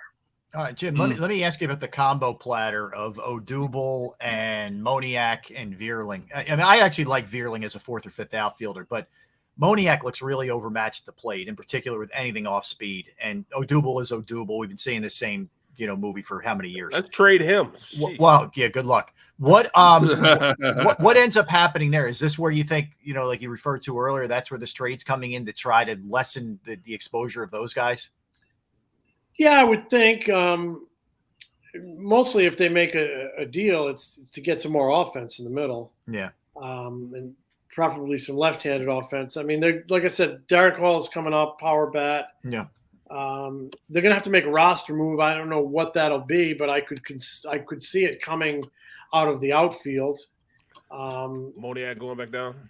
I could see that happening. I haven't heard anything. The team hasn't even confirmed the move of Hall. So they're going to have to make a move. We'll hear about it here in the next few hours, I'm sure. But, I could see maybe Moniak. I think Vierling sticks around. I agree. He can do some things for you. Odubel is just – he's Odubel. I mean, I don't know if there's any – I don't think there's much trade value there. Yeah. He's very, very inconsistent. He has these highs that are productive but short, and then these lows that are very unproductive and seemingly long. And he's in one of those long droughts right now. So they really need an upgrade. They really need an upgrade offensively and defensively in that outfield. Both those players have had chances, and neither have really seized them. But I agree with you on Moniak. He just looks like he needs to get some more at-bats. The funny thing is he had come up, and then he struggled and went back down. He hit really well in AAA. He came back up when Harper got hurt. Yep. And hasn't, last night he left a bunch of runners on base. So we'll see which way they go there. Last one. What can you tell us about Derek Hall? That he had 20 home runs at Lehigh Valley, Jim. But what is he in terms of ceiling for a prospect? For people who may know, what position does he play? Tell us a little bit about him. He's a veteran. Plays 26, almost 27 years old. He's from Arizona. He played at Dallas Baptist University, which is a very good baseball program. The Phillies have had, picked a few kids out of that program.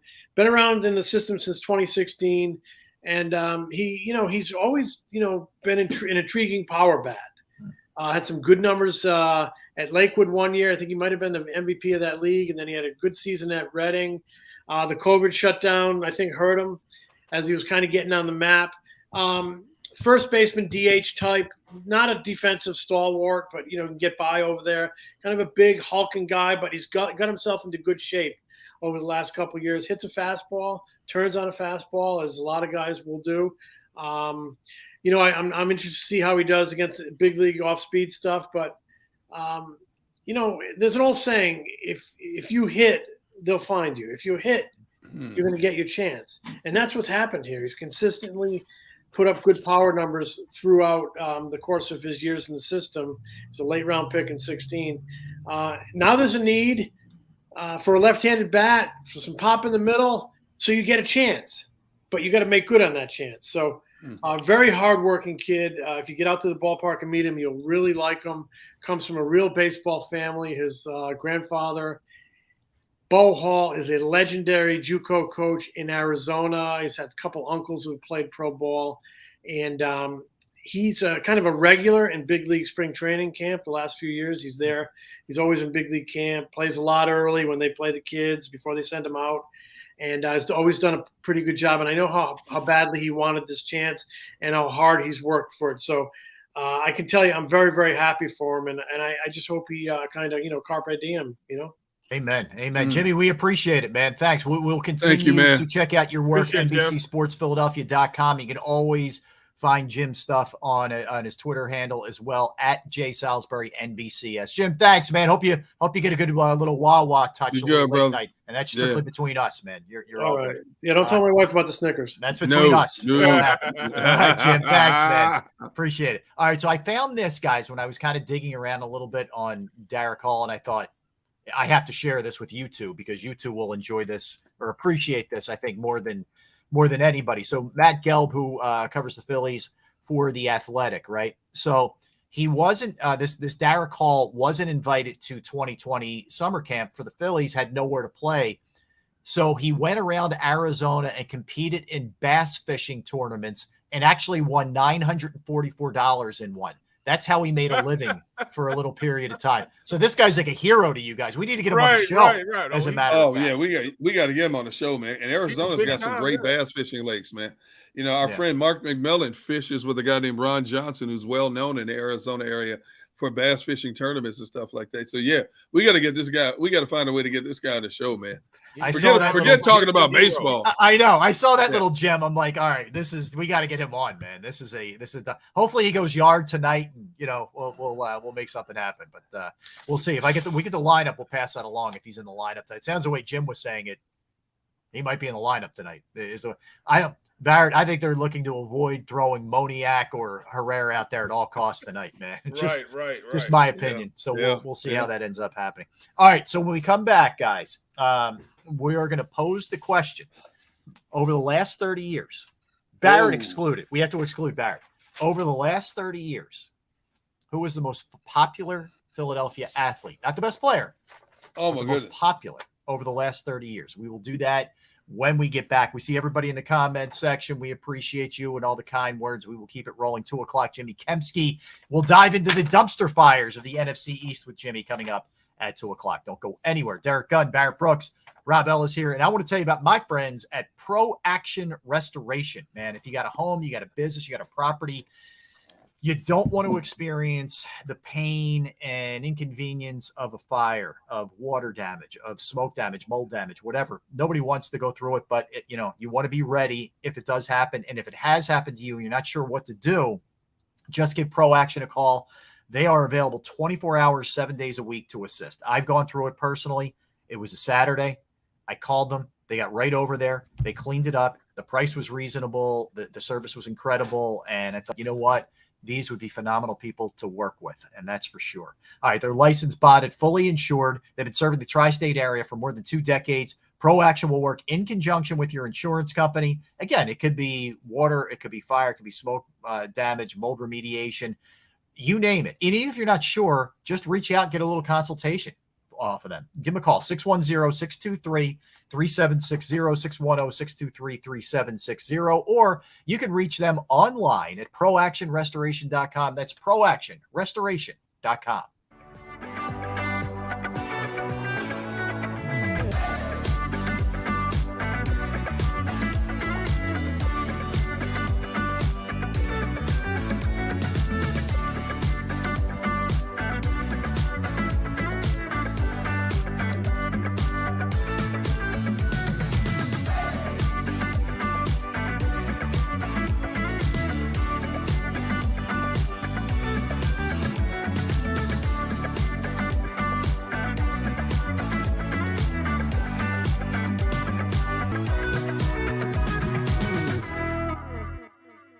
Action News at 11 with Rick Williams. It's the team you trust to bring it all together. The stories that impact your community, a sports roundup for the locals, and the AccuWeather forecast you depend on. Action News at 11 with Rick Williams.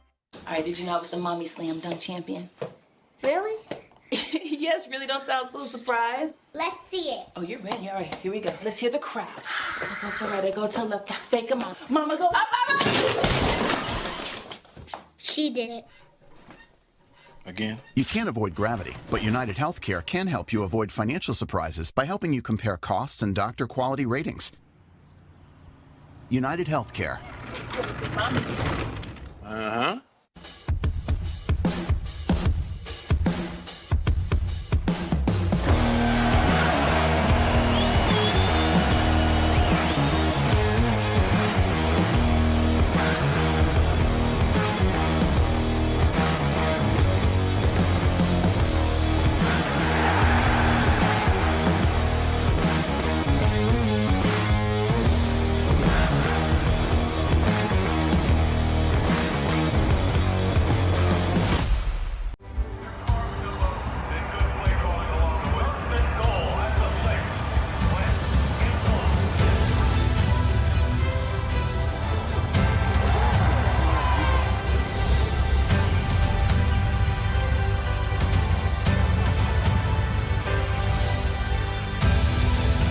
Field of life, First Trust Bank is there for you.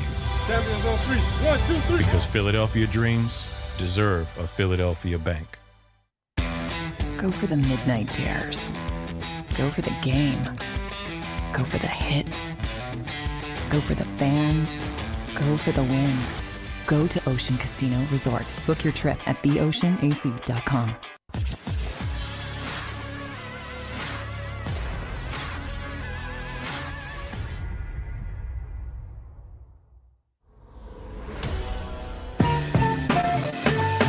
All right, we're back. Sports Day, JAKIB Sports YouTube Network.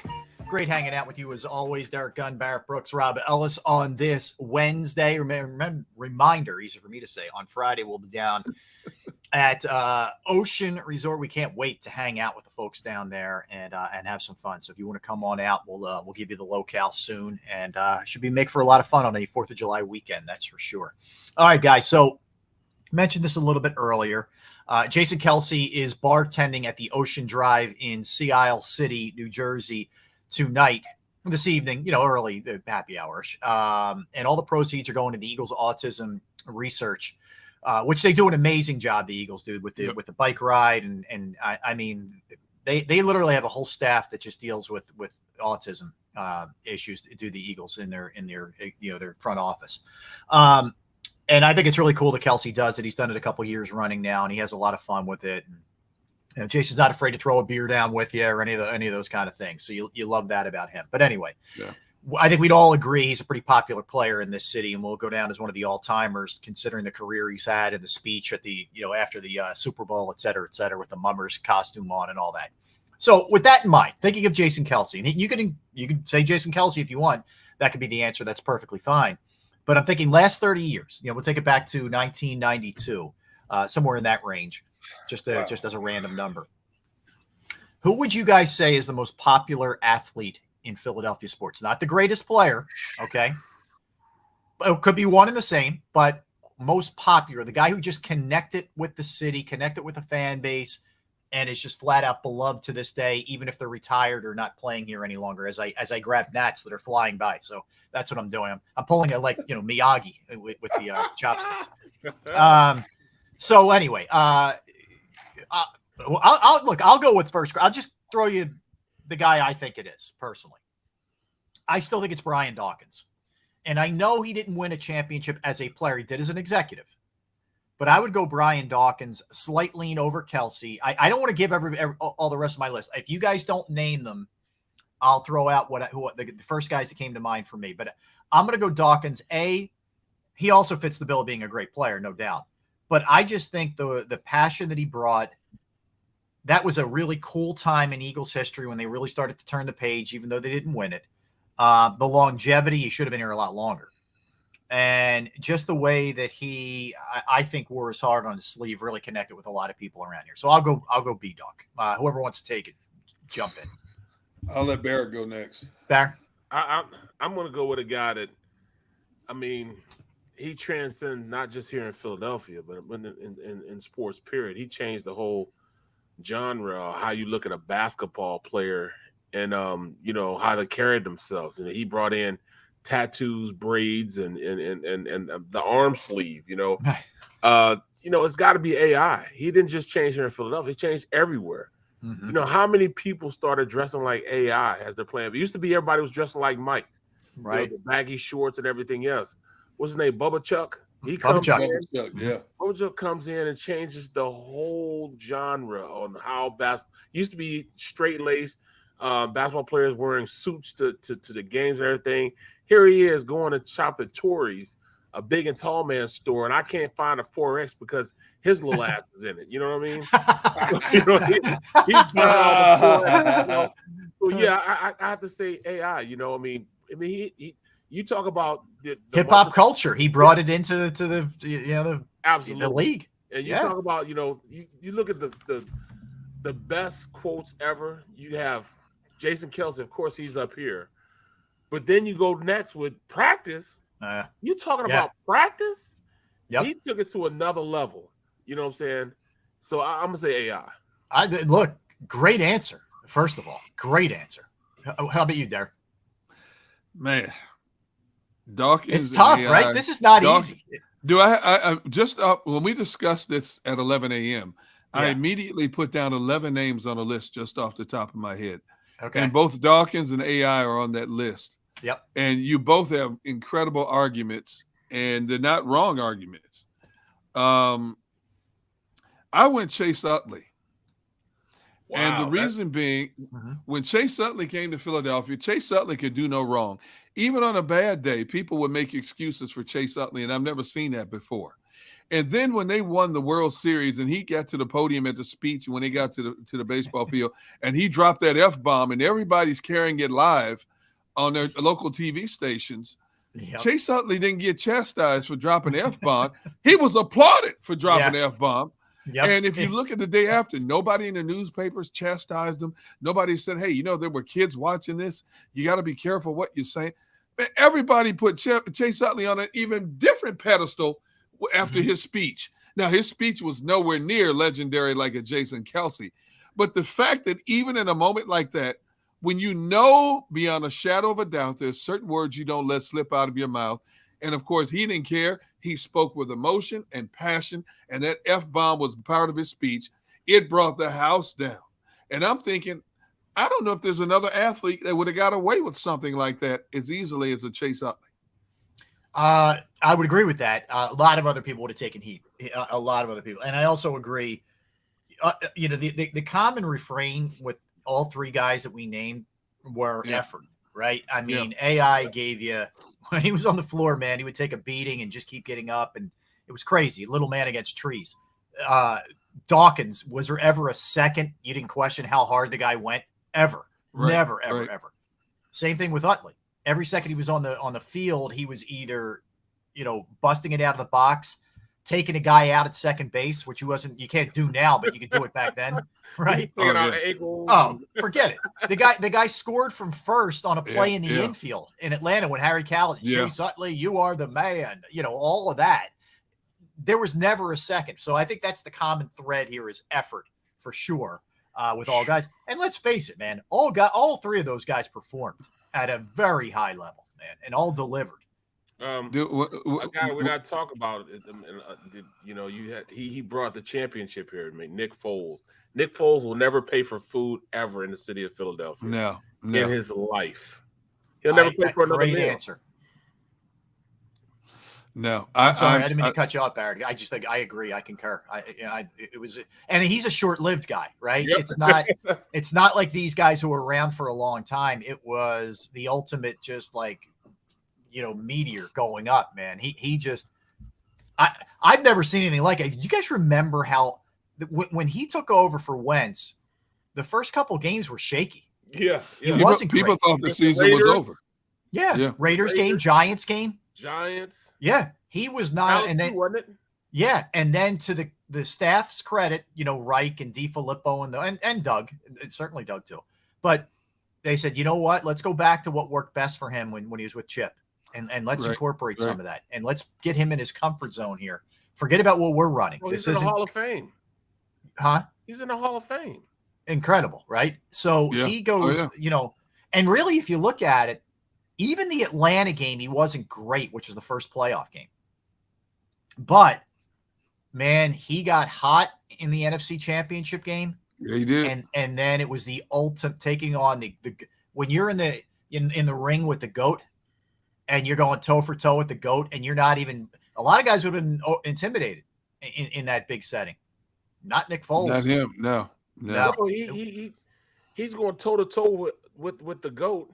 And it's not like we were stopping the GOAT. The GOAT had over 500 some yards. The GOAT didn't punt in that game. Right, okay, exactly. So we're not acting like our defense came down there and helped us. I mean, they did at the end, when they. Right. But I'm talking about the GOAT was out there playing like the GOAT. He was out there giving it to us. Yeah, over 500 yards offense. Can you imagine over 1,000 yards total offense in one game? In one game, come on, man. Think about like just individually, because it all kind of starts to blur, right, as the years go on or whatever. The throw to Alshon, I'm talking Super Bowl, right? The throw to Alshon, the throw to Corey Clemens was ridiculous. Oh my goodness, ridiculous. Throw. Great throw. The play to keep the last drive alive, which results in the Ertz touchdown, where he gets the fourth down from their own 45. With a blitz right in his face, he sidesteps it and gets to Ertz. And Ertz makes a great play reaching the ball out, by the way. Yep. But Foles makes the play. If not, that game's over. You're giving that ball back to Brady there, forget it. Yeah. It's done. Bro, when he was hitting Nelson Aguilar was like we should be trying to say more about it. He played had a great out game in that game. Yeah, he did. Corey Clement, 4 catches, 100 yards. 100 yards, that's right. I mean, come on. Zach Garrett Blunt had some monster runs, if you just want to talk about the game itself. Yeah, that's right. But Foles was spectacular. He was spectacular. And we didn't even mention the Philly special. Right. That he called. Which he suggested, right, on top of all of that. So, I agree with you. Any time we're talking about this, Foles in the last 30 years has got to be on this list. So, Kelsey, I would certainly put in there, and it's weird for a guy at his position to connect like this, but he is that type of dude for sure. I don't know about you guys. He lives not real far from me. I see people all the time. They're like, dude, Kelsey was at the restaurant we were at the other night. My buddy arm wrestled him. I'm like, what? Like he does that kind of stuff. He's that, makes a fuss over the kids constantly. He's at, a swimming pool somewhere. Like he's a regular dude. He's like Barkley in that sense. He reminds me of Charles in that he's very accessible. He's not hiding, in his palace somewhere. He's a man of the people where he's out and about. And I think that really helps him connect. If I'm thinking about others, I think Embiid is a pretty loved guy in this town. I agree. Yeah. Great one. Yeah, he's definitely one I would put in there. You start to kind of dig around a little bit. You could really go. I mean, Jimmy Rollins for sure. I think that gets a good amount of love. Should probably get more. Ryan Howard. We're weird with power hitters. Sometimes in this town, we were weird with Mike Schmidt. But Ryan Howard's pretty beloved guy. I'm just trying to think of some other ones. I don't really think there's anybody that compares to Iverson and Embiid. T.O. Yeah. I mean, to this day, you still have people who want T.O. to even be on the Eagles now, in 2022. Right. And the guy's been out of football for how many years? See, my list consisted of, in no particular order, Dawkins. We forget about Roy Halladay. Ooh. Right. Yes. What about Roy Halladay? Okay, Iverson. Jim Tomey. Tomey's a good one. Yep. Brent Selleck. Yeah. Brent Selleck was true grit. That man had 45 different concussions, and nobody could knock him out of a game. Yeah, he was and a tough man to get off his feet. Yeah, I agree. How about this one? Claude Giroux. Mm-hmm. Okay. Right. Joel Embiid, Brandon Graham, Kelsey, and Bryce Harper. Bryce Harper's moving up the list pretty quick. Yeah. So you can imagine if he gets back this year. We just talked to Jim Salisbury for folks who might have missed it. Yep. Oh, yeah. And Jim's like, that dude's a different kind of animal, man. He's going to get back. Can you imagine he comes back in September and they're kind of right there. They're hanging around. Yep. And he goes crazy in September. What kind of, beloved guy? If he comes back and he plays this year and he comes back with the same production he had before, he could actually retire and he'd be a Hall of Famer from that point on. He'd be a Hall of Famer, bro. Yeah. He'd be a Hall of Famer. Well, right now. I just think it's remarkable that I would say probably Paul Goldschmidt was the leader in the clubhouse, but he was right there with Goldschmidt as a DH this year for MVP conversation. That's having already won 2 and the guy's 30 years old. That's pretty crazy. You're right. When you think about it. There's no question about that. Look, Dank Burrito put, what about Freddie Mitchell? No. You're not putting Freddie Mitchell in that category. No. Well, here's what's funny about that. The Freddie is a different guy. What were we doing yesterday? We were doing Freddie came up in our conversation yesterday. Let me see if I can find what it was. He was notes from every show. I do. I have every show we ever did. I have every show we ever did. It's kind of sad. Bro, you need to be on Eagles pre and post game show with me, man, because you and the notebooks and everything else, bro, you would be amazing, man. Historian and everything else, bro. Oh, I got it. So here's what it was. We were doing biggest personalities. Right. Okay, right. so some of the same guys, and we threw like Hugh Douglas in there, Ricky Waters, or whatever.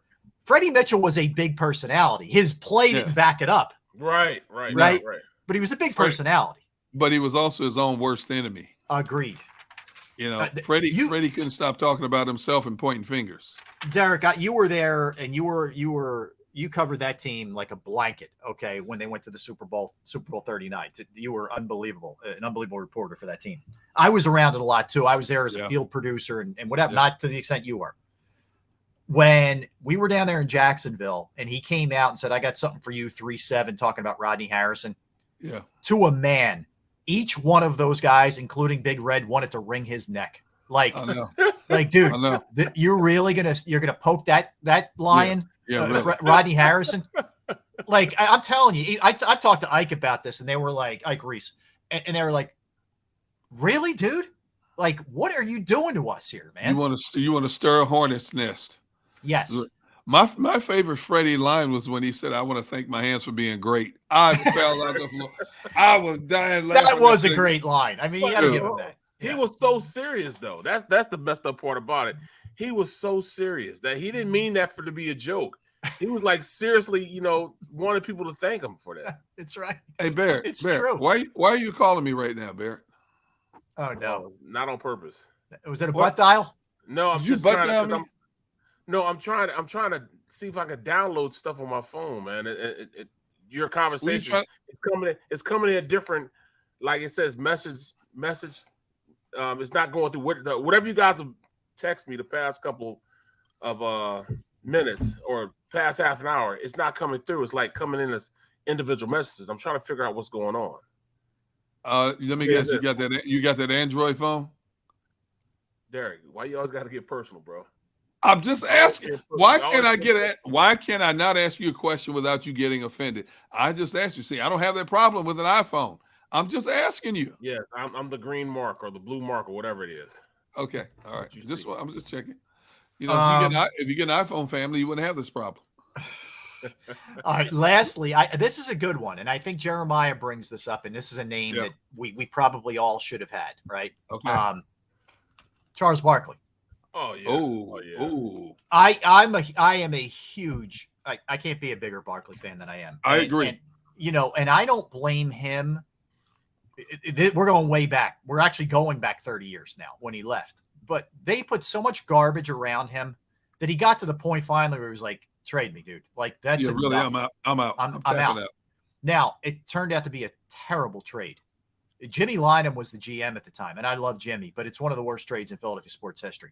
They traded him for Jeff Hornacek, who wasn't a bad player, but Jeff Hornacek didn't want to be here. Okay. Andrew Lang, who was like a backup center, kind of a tweener center and power forward who stunk. And Tim Perry, and I'm a Temple guy, and Tim was a really good college player and an okay pro, but that's it. That's what they got for Charles. Okay. It was one of the all-time worst trades ever. But he's another guy who is, like I mentioned with Kelsey, he's out and about in the community. He has a house here in the summer, and he lives in Arizona in the winter. Yeah, and he's out. Great. I'll give you an example. I met my buddy. This is last summer for a drink, right around the corner from me, and he says, "Dude, you're not going to believe this. We were playing golf. We were at Paxson Hollow. If you guys have ever played that course, it's a nice course in Broomall." And he said it was a charity for the local police, okay, for the Upper Darby police, and they're out playing. He's a detective. They're out playing, and he says Barkley's foursome is right ahead of us, or whatever. And one of the guys, "Hey, Charles, what's up? Hey, what's up, guys?" Charles held up his foursome, stood there, took all the pictures in the world, talked to these guys, for whatever. Didn't care if he was, everybody behind him was trying to play. That's right. Not only that, they get back to the clubhouse, and as soon as those guys sat down, Barkley I don't think he was even in the clubhouse yet. Each one of the police officers had a round of drinks on Charles set up already. He called back to the clubhouse and say, "Look, when these guys get back in there, take care of them." I'm just giving you an example, but he does this kind of stuff everywhere. Like he's paid for college tuitions for families in need. Yep. He's taking care of people who have had health issues. I'm telling you, man, this dude is the real deal. Charles. Bro, he came into the office like maybe 5 years ago. Oh yeah. Me and Gunner was having our fish. He didn't even have to be at the office. He came just to talk crazy to me and Gunner about our fishing exploits. So he's like, what Brooksy, you guys out there catching guppies, right? You out there catching bait, Brooksy. What is that? He's going back and forth with us, man. Just a great dude, man. Yeah, he's a great he's the life of a party. He's one of those rare athletes that he doesn't get caught up in his status. Like a lot of athletes always have a security guard with them somewhere. You can't get close to him unless it's some kind of special event. Yeah, Charles Barkley goes anywhere, anytime by himself. Right. You can't go to Delaware without asking D-Gun, he's one of those type of guys that, if you don't get his permission, you can't even go to Delaware, man. If you talk to people who see me out and about at the malls, stores, gas stations, they will tell you I'm the easiest person on the planet to approach. It's just you I give a hard time. Anybody who worked at NBC Sports Philadelphia and Barrett Brooks, I give a hard time, because when it comes to those elements, I told you it's like church and state. You have to keep it separate. I can tell you this, all right? I've seen both of you guys around fans. I've seen both of you guys around kids. I've seen the way you've treated my kids. You guys are exactly the way famous people should be. Okay? I'm serious. I'm not famous, though, but yeah, I appreciate it. I'm not either. I'm not famous. People with some notoriety. People with some notoriety. You treat people the way, the best possible way you can treat them. And I'm a firm believer in the golden rule: treat people as you would want to be treated. Yes, here's what I would say about that compliment, Rob. I've always been of the rule: don't ever let the job make you. You make the job. And I know for a fact that I've been fortunate to do what I do for a long time. There are millions of men and women who would love the opportunity to do what all three of us do and have done in our careers: hobnob with athletes, be live on TV. I've been to every NFL stadium throughout my career. Now, how many people can say that? I've gone to every NFL stadium for free. I didn't have to pay. A lot of people who've done it have done it over a series of years and pay their own way to go. Gas, food, lodging, tickets, so on and so forth. And I'm never bigger than a moment. People, if I can make somebody smile that day, or just give them a moment just to engage them in a conversation. Now, let's face it, we get tired at times talking about what we do, like anything else. But, you may have met this person only one time in their lives. And if you can make them happy by just talking to them, I'm cool with that. Amen. And unfortunately, even a lot of people in our business, as well as professional athletes and entertainers, they think they're always bigger than a moment. They're too good to take time to talk to any and everybody. And I think that's really a shame. I really do. Because I'm no different than anybody else. I'm just a person who was blessed enough to do what I do for a living. I'm no bigger than anybody else. I'm no better than anybody else. And so I love talking to people. There was a time when I didn't like talking to people, not because I didn't like people, just because I didn't like mingling, But over the last 10, 12 years, man, I embrace any and everybody I encounter. I think you sum up my philosophy. Yeah. Barrett, do you want to jump in on that? I mean, mine. I'm the just type person, you know. If I want to be the type of guy that, all right, if same people you see going up are going to be the same people you see going down. Sure. Now, if you ever see me going down, I want to think that I was a good guy, and that you see me going down, you reach your hand up and keep me from going down any further. You know what I'm saying? I will. I will. I would do that. No. I will extend that hand and lift you up. Okay. No, I ain't gonna let you. I will not let you guys go down. No. Well, I think, I always looked at it this way, right? You can learn. You learn from parents. You learn from I'm very fortunate. My parents, I learned a lot more of what to do than what not to do. But you can learn a lot from your parents. You can learn a lot from your relatives, your teachers, whatever. One of the things I've learned from people in the business, and this is on the sort of unfortunate side, I've seen people who have kind of made it treat people who can't help them like crap, quite frankly. Yes. And I swore to myself as I was coming up that I would never, ever do that. And I won't ever do that. And it's that to me is just, I don't care. Like I've never been, it's hurt me in my career because I haven't kissed a lot of ass, number one. But by the same token, I try to treat everybody exactly the same way. And it's unfortunate in our business that there's not everybody adheres to that. A lot do, more good than bad. Let me tell you, there are more good people than bad. For sure. Yes. But there are some that don't, and that's unfortunate. But that's life, though. It's not just our business. That's life. That's the way, it is across the board. You're exactly right. Yeah. Anyway. All right. So good stuff there. That's fun. I like doing those kind of, just bigger picture kind of things there. So we come back. Jimmy Kempski from Philly Voice, who covers the Eagles. We'll talk to him. He's been doing these pieces on the NFC East, Cowboys, Commanders. I still have to get used to that, and Giants. So we'll talk to him about those pieces. And they kind of essentially like dumpster fire piece, why they're all going to stink and all that. So we'll do that. And then we'll talk Eagles with him as well. We'll get a lot to do with Jimmy when we get back. Don't go anywhere as we roll into hour number 3. Barrett Brooks, Derek Gunn, Rob Ellis. We're Sports Take, JAKIB Sports YouTube Network.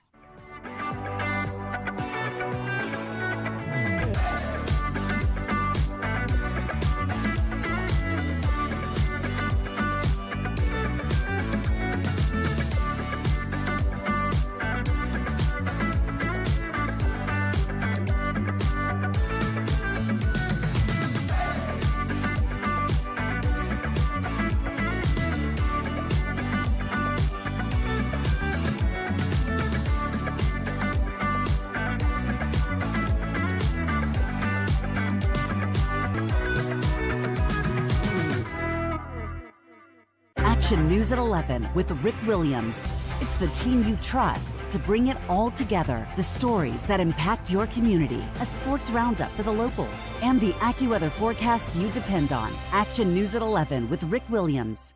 All right, did you know I was the Mommy Slam Dunk Champion? Really? Yes, really, don't sound so surprised. Let's see it. Oh, you're ready. All right, here we go. Let's hear the crowd. So go to right, go to left, fake 'em out. Mama, go up, mama! She did it. Again? You can't avoid gravity, but United Healthcare can help you avoid financial surprises by helping you compare costs and doctor quality ratings. United Healthcare. Uh-huh.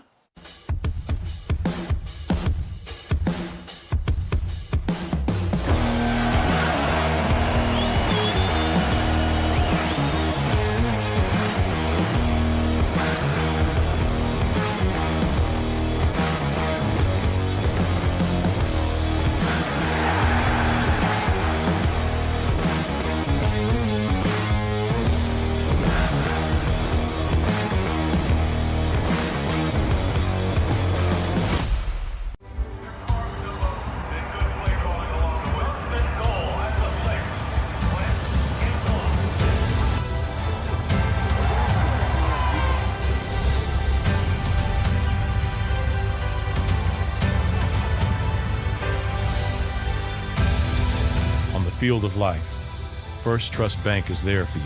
Champions on 3. 1, 2, 3. Because Philadelphia dreams deserve a Philadelphia bank. Go for the midnight dares.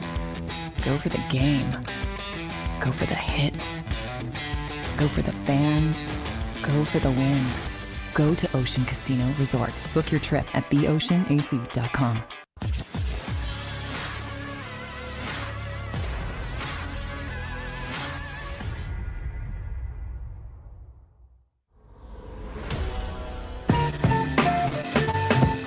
Hour number 3. Welcome back in, everybody. Eric Gunn, Barrett Brooks, Rob Ellis. We are Sports Take, JAKIB Sports YouTube Network, every day, 12 p to 3 p Eastern. All right, joining us now.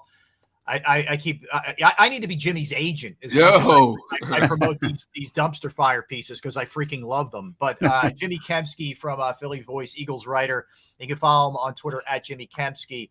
Jim, welcome to the show, man. I think today we're up to the commies. The commies are today, and the Giants were yesterday, correct? Right, and the Cowboys were. The Cowboys always bat leadoff because they attract the most attention. So that's a given, yes. And then the Eagles will be tomorrow morning.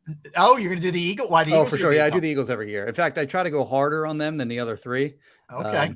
You got to keep up your, Your balances. That's right.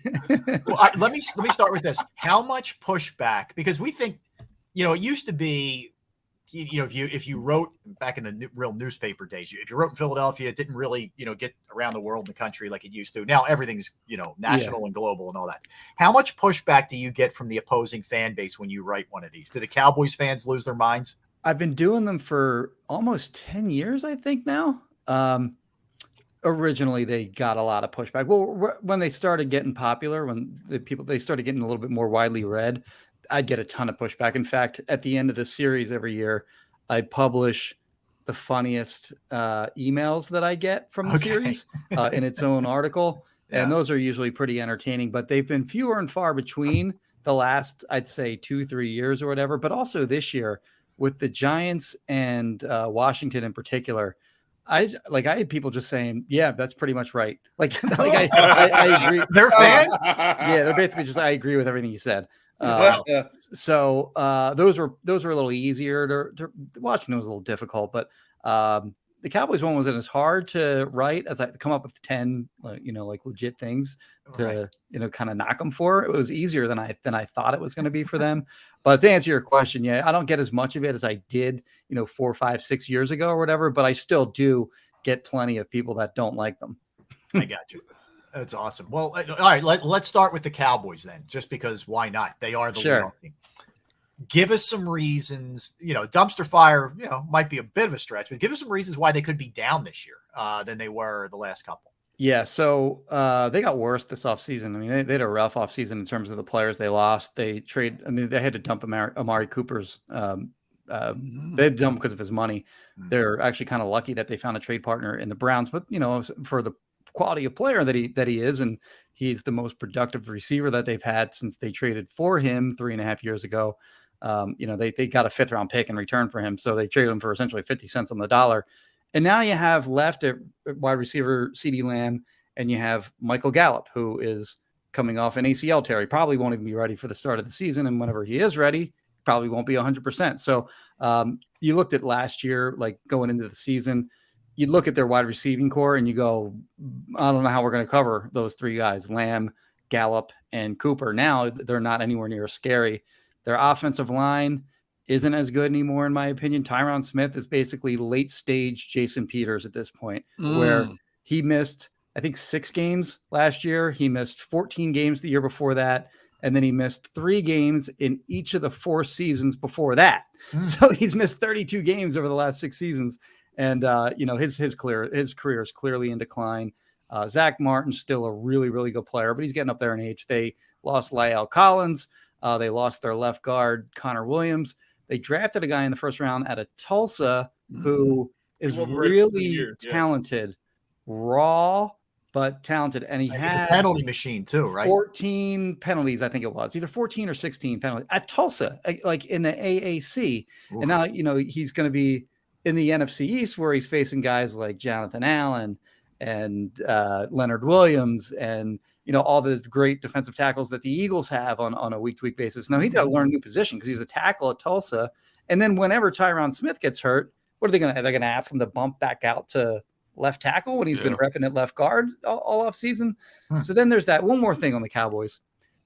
This is a positive for their 2020. Don't think we're going to stop you, by the way. Just really. Right. You can spend a whole half hour on Dallas if you want. Take your time, really. Sit back. The best argument I think I have in there in terms of potential regression is that they had 34 takeaways last year. They led the NFL with 34 of them. Trayvon Diggs had 11 interceptions. He's not going to have 11 interceptions again in 2022. They're not going to have 34 takeaways again in 2022. In fact, I looked at all the teams over the last, I think I went back as far as like 2016 or something like that, because that gave me a big enough sample size. I looked at all the teams that had at least 30 takeaways in one season. And on average, they averaged something to the effect of like 9 fewer takeaways the following season, which is, more than like a half a takeaway per game. So, I mean, they really benefited from being able to take the ball away from their opposite when we saw it when the Eagles played them, especially in week 3 last year. So, I think that's really a good argument. And they also had 6 defensive touchdowns too, by the way, which is a crazy number. Yeah. So, they're obviously forcing turnovers. There's skill to it, but there's also an element of luck to it. And they certainly had their share of that last year as well. It is fast. Well, let me ask you about Diggs. Oh, go ahead, Derek. I'm surprised you didn't mention the number one reason why Dallas is going to be a dumpster fire. Mike McCarthy. Well, I'm shocked you left him off the list. Well, he was number one in my article. Okay. Right. He was in the article. He was the number one reason, and of course, I pointed to how their season ended last year.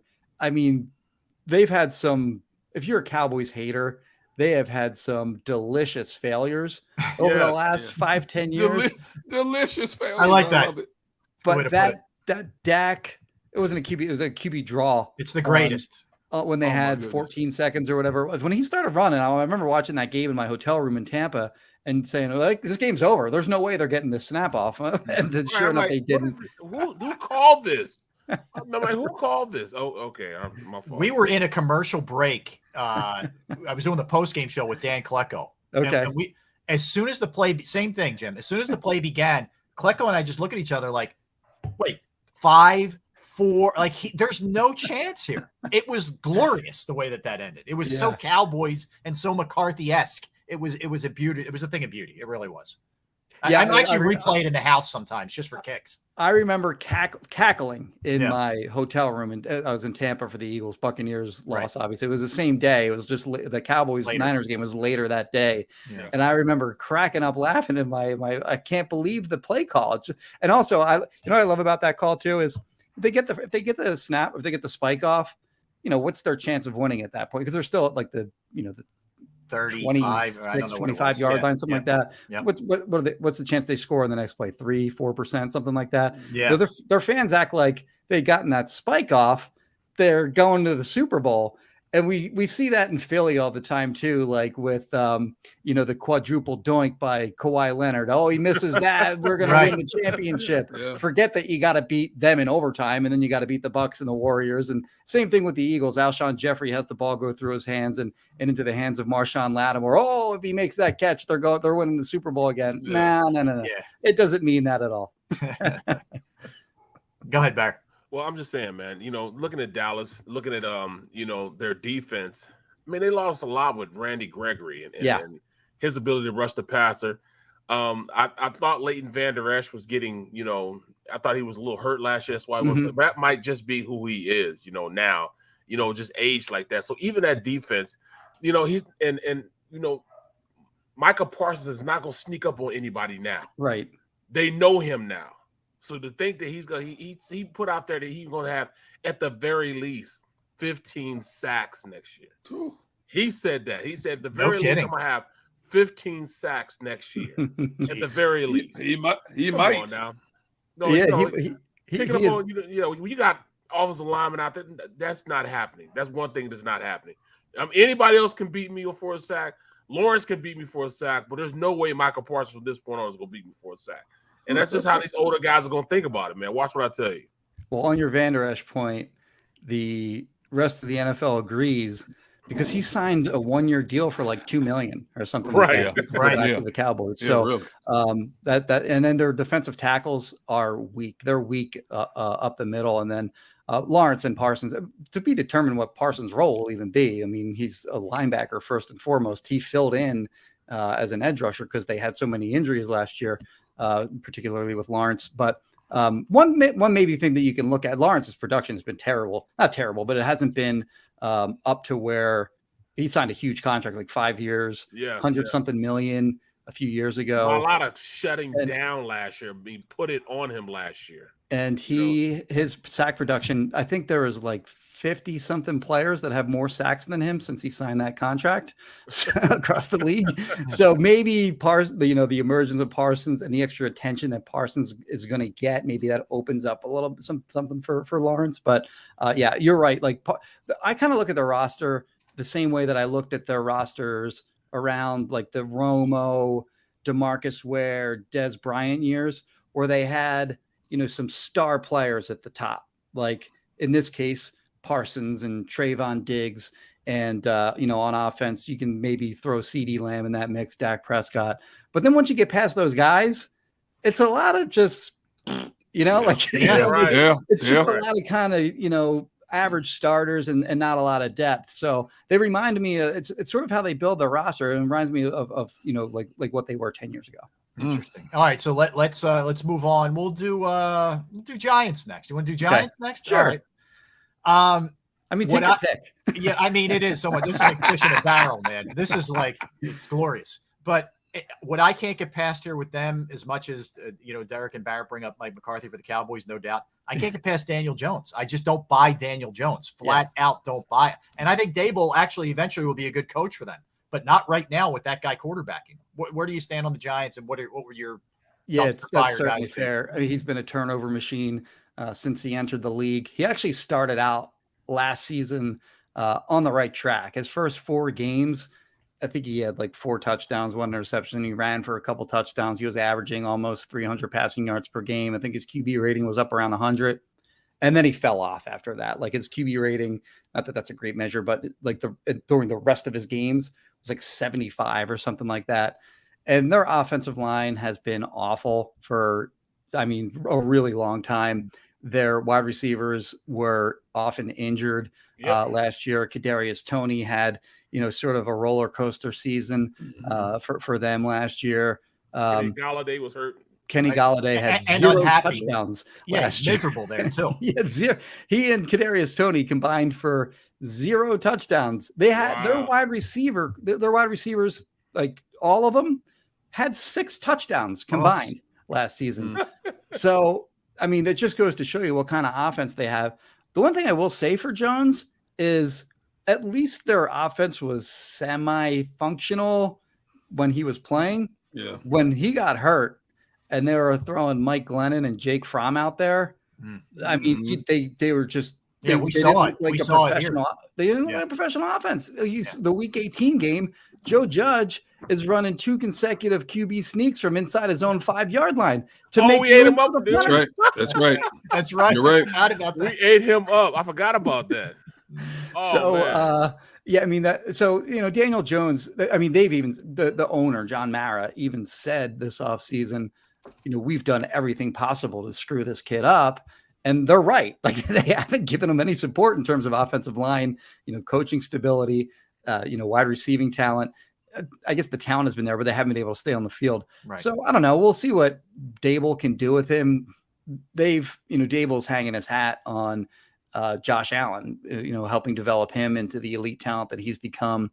I don't know. I think there's a lot of things that you can look at with that Buffalo team on why they're a lot better now than they were a few years ago. Obviously, Allen becoming a better quarterback is the big number one reason. But they've gotten other good players along the way there. I think their coaching stability has gone a long way toward making them the success that they are.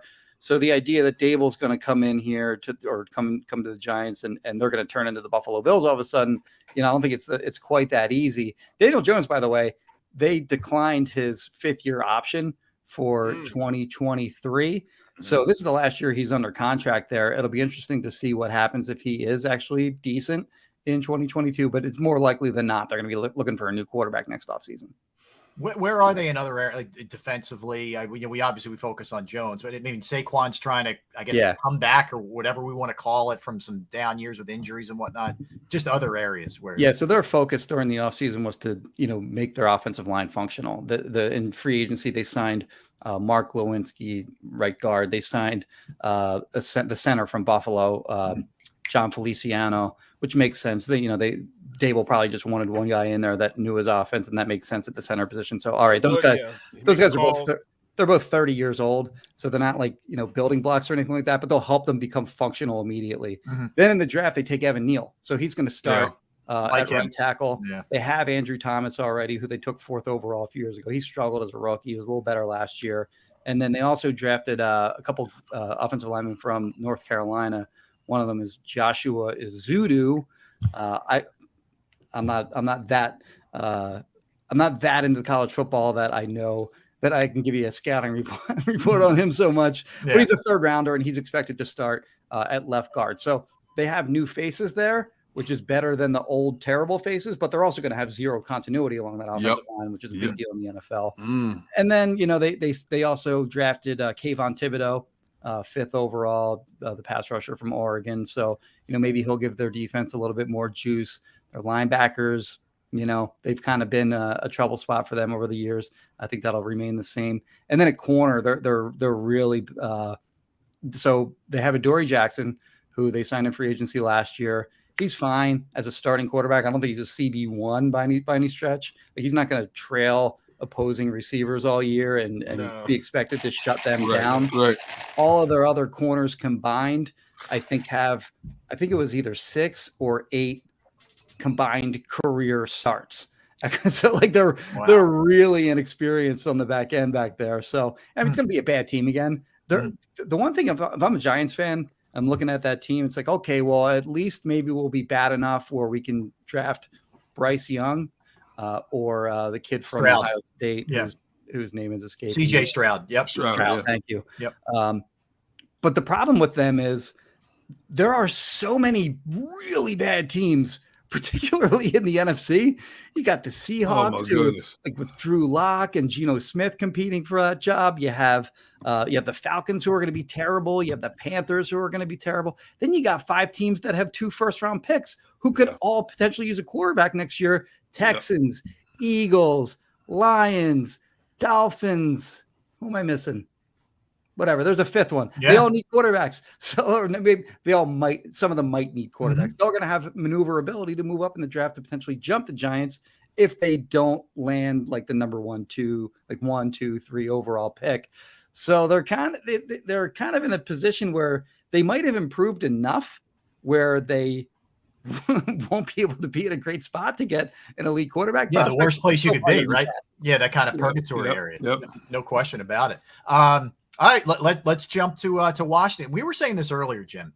In fairness, if Wentz is decent, there's talent there. I mean, there's always a circus, and that's where we'll start. But there's always other stuff floating around with them. But there definitely is talent with Washington going into the season. A lot of it is going to be how much does Daniel Snyder take a blowtorch to his own team, and how much does Carson Wentz play well or not play well? Yeah. Well, they just re-signed Terry McLaurin to a 3-year deal, 70-something million. It's in the same ballpark as like AJ Brown. Deserved. I think he's an awesome player. They go and draft Jahan Dotson out of Penn State. Their 3rd receiver gave them nothing last year. So they signed Curtis Samuel to a 3-year deal, 30-something million. Did nothing for them last year, but he's expected to contribute this year. So you got McLaurin, Dotson, Samuel. It's a decent 1, 2, 3 for Carson. Cam Sims is pretty good also. Who's that? Cam Sims. Yeah. Oh, yeah. The receiver from Alabama. He stepped in and was like the number 2 for him when Samuels didn't do anything. And then you have Logan Thomas, who tore an ACL last year. He may not be ready to start the season on time, but when they do get him, he had 72 catches, 6 touchdowns a couple seasons ago. Not last year, he had dealt with injuries all year. But if he can come back and he's healthy and he can produce anywhere near that, then that's another guy that can give him a boost.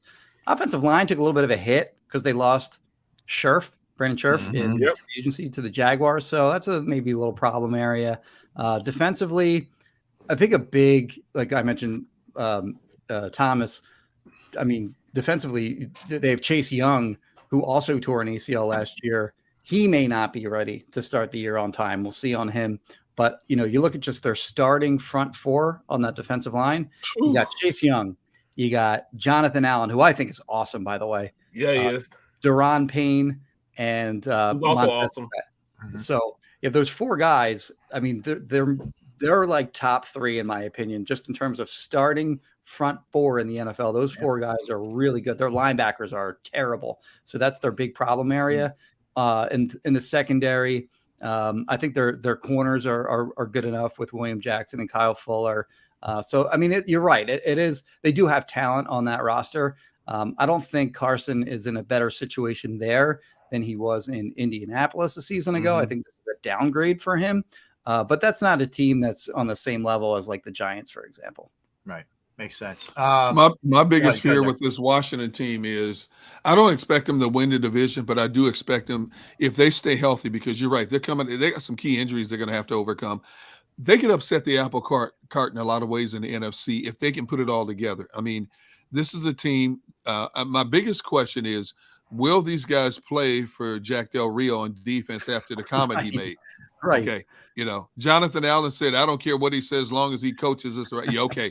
We'll see how that plays out, because more is going to be coming once they get to training camp. If they can overcome these injuries, and I'm looking at a Carson Wentz and I'm thinking, you've been dumped by two teams in a span of 1 year.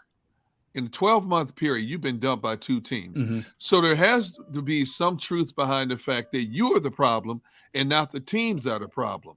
So as a man, you're going to have to look at yourself in the mirror and say, okay, I've got to prove people wrong, because this could be my last hurrah as a starter in the National Football League.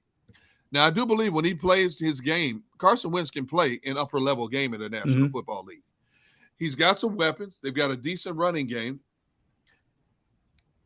Offensive line, little question mark. But this team kind of scares me, because if Ron Rivera gets them to focus and play football, they're not going to be as bad as some people may think they are. Yeah, that run game is a good point too. I failed to mention that. Antonio Gibson, and they drafted Brian Robinson out of Alabama in the third round. And then you have J.D. McKissick, who's a good receiver out of the backfield. So they're strong there, in my opinion, that trio.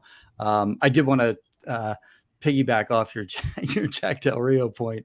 You don't have to like your coaches. No. Like players don't like coaches when they ride them too hard, or they're not playing them as much as they want, or they don't like the way they're being used in the scheme. And that's fine. That happens at every level in sports. But when dislike turns into disrespect, then that's when it really becomes a problem. When you have a guy like comparing what happened on January 6th to like the Black Lives Matters protests of 2020. Yes. God, like forget that, that thought's even in your head, but are you stupid? Right. Do you not realize that like players on your team are like, they're invested in that? Like, what are you doing? Malcolm Jenkins would have blew the team up. Oh my goodness. Right. It'd have been Exactly. a fractured team. Exactly. I had no problem with what Del Rio was saying in terms of, I don't understand why people use this as a cloak and dagger to destroy people's livelihoods, to loot and to pillage for their own personal gain. But he should have stopped right there and just left it right there. Right. But no, no. And so players are going to be looking at him sideways, and they said they've already had a team meeting. There's going to be more than one team meeting behind this, I guarantee you. Yeah, I mean, they had one. He apologized in front of the team. He spoke in front of the team for 10, 15 minutes, opened up the floor for questions or whatever. Not too much detail came out of that or whatever. But certainly. I mean, Ron Rivera was clear to note that he fined him, Ron Rivera was like, I'm a big First Amendment guy. You can say, you're free to speak your mind, whatever.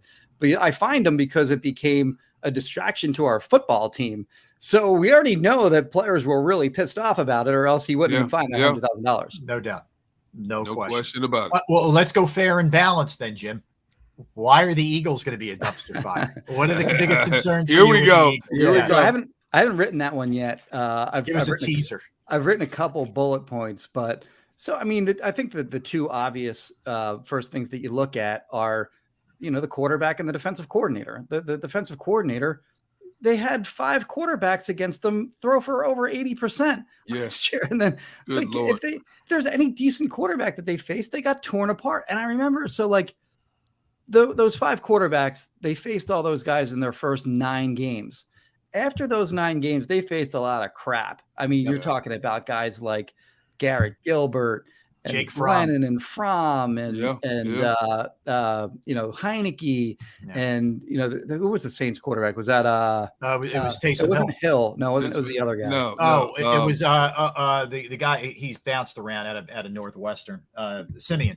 Yes, Trevor Simeon, good work. Yeah, so they're facing all these guys, and then I remember that was a full half season that they faced all these crap quarterbacks. They make the playoffs, and I remember we were all kind of like talking ourselves into the idea, oh, well, maybe they've made the proper adjustments. And when they face Tom Brady this time around, it's going to be different. Nope. They went up 31-0 like that. Yeah, Jim, they were good. They're good, Jim. They are. Tore him apart again. So I don't know. We'll see if they have better players on defense. No question about it. They add, Nakobe Dean. They add Jordan Davis. They add Hassan Reddick. They're going to get Brandon Graham back. Yeah. Bradbury, they signed free. They're a better defense than they were a year ago, personnel wise. Are they still going to play these soft shell coverages against these good quarterbacks? Because if they do, it really doesn't matter your personnel is. These guys are going to pick that apart. So that's right. I think that's a good question mark. And then Jalen Hurts, I think we all know he's a leader and he's got all the intangibles and he's smart and he can make plays with his feet. Can he become more accurate and can he get the ball out a little bit quicker than he has, his first year and a half in the league? So he's got all the weapons at his disposal. But their offense is stacked, man. Like it's the best offensive line in the NFL, in my opinion. You have Devontae Smith, you have AJ Brown. I think Quez Watkins is a decent enough number 3. You have Dallas Goedert. I mean, the running backs aren't, I don't think anyone thinks of those guys as special, but they had the number 1 rush offense in the NFL last year. So they did, they did enough. So it's all there for Hurts to kind of take this team to the next level, but we'll see what happens there. One thing I will say about the Eagles too, is in addition to playing all these, bad quarterbacks last year, they had, pretty good injury luck, at least compared to other years. But beyond their own injury luck, they faced a lot of teams that were completely decimated by injuries. Like the Saints, for example, didn't have Michael Thomas, Alvin Kamara, Jameis Winston, Teron Armstead, Ryan Ramczyk. I'm missing a few others, but we're talking about like all Pro Bowlers there. The Washington, they're missing like 15 guys on the COVID list. The Wednesday night, whatever it was game. Yeah, exactly. Yeah. They were down to their 4th quarterback in that second matchup. So the Giants were, I mean, they had injuries that were terrible. So I think that's sort of an under-discussed thing, that they did have injury luck, but they also faced a lot of teams that were completely depleted. Who, Jim, I don't know if we kicked this around last time we talked, but who would be your favorite right now, at least on paper, to win the division? So I think the Eagles have a better, I think that the roster minus quarterback, I think the Eagles are better than Dallas substantially. I also do think that Dak Prescott is the best quarterback in the division by a fairly wide margin. And it's not to, you can't really undersell that. I think the Cowboys and the Eagles are clearly more talented than Washington. And then, the Giants, we'll see you guys in 2024, maybe. I think the Eagles are better than the Cowboys overall. And I actually do think the Eagles are going to win the division. I don't know that they're going to win 11, 12 games or anything like that, but I do think that they're going to be good enough to win the division. And again, all 4 of these teams, they have like Eagles, Giants, Cowboys, Washington. I forget what order it is, but they have the 4 easiest schedules in the entire NFL because they all play each other, first of all, and then they also play the AFC South, which is bad, and the NFC North, which is mostly bad. They're well positioned to to repeat, go into the playoffs again. I also do think they will win the division.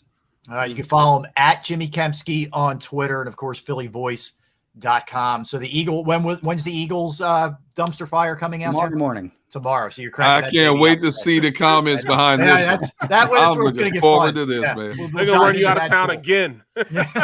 There's nothing more dangerous than an Eagles fan with optimism. Right. Oh, my goodness. That's a good point. Wow. Jim, keep up the good work, man. We always love catching up with you. Appreciate it, guys. Appreciate you, bro. All right, you got it, Jimmy. I do. I like, in fairness, that he does an Eagles one, too. He's not just dumping on the other teams in the NFC. Exactly. Right. I don't know if I did it that way. You know what I'm saying? I left well enough alone, you know. Yeah, that's good. I'd rather go to Wawa in peace. I'm with you, man. Let him catch that smoke, as they say. I don't even be wearing a hoodie when I go to the mall. Right. You know what I'm saying? Jimmy from Parts Unknown. We're not really sure where he is at this point. Yeah, I hear you. All right, so let's step aside, guys. We roll into the final segment. We got a bunch of different things to hit. Jalen Brunson's about to get paid. Number one, we'll give you the latest on what's going on with the Deshaun Watson. The Jazz hire the youngest coach in the NBA. We got a bunch of other stuff that we're going to dip into when we get back. Don't go anywhere. Derek Gunn, Barrett Brooks, Rob Ellis. We are Sports Take, JAKIB Sports YouTube Network.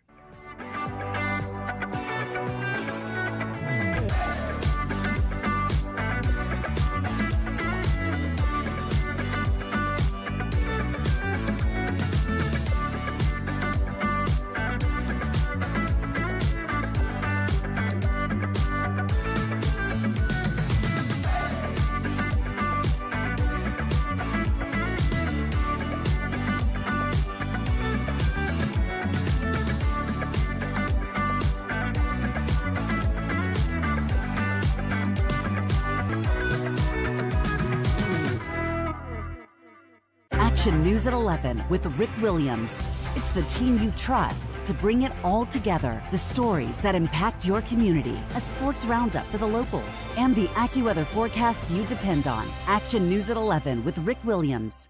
All right, did you know I was the mommy slam dunk champion? Really?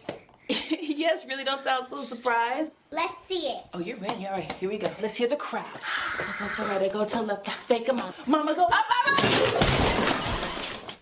She did it. Again? You can't avoid gravity, but United Healthcare can help you avoid financial surprises by helping you compare costs and doctor quality ratings. United Healthcare. Uh-huh.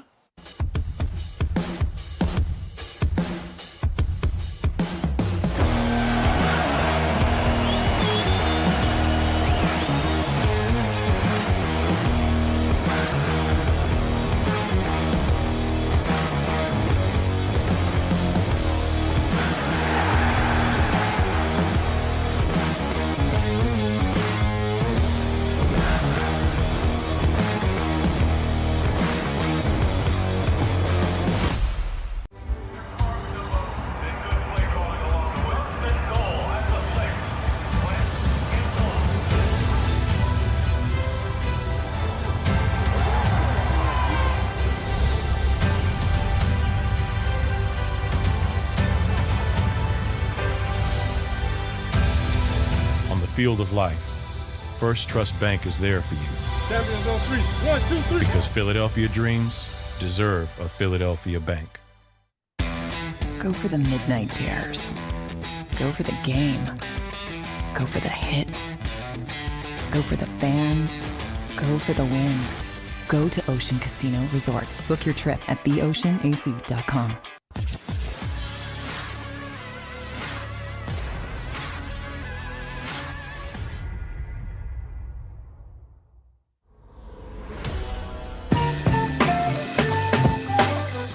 Hey, welcome back, everybody.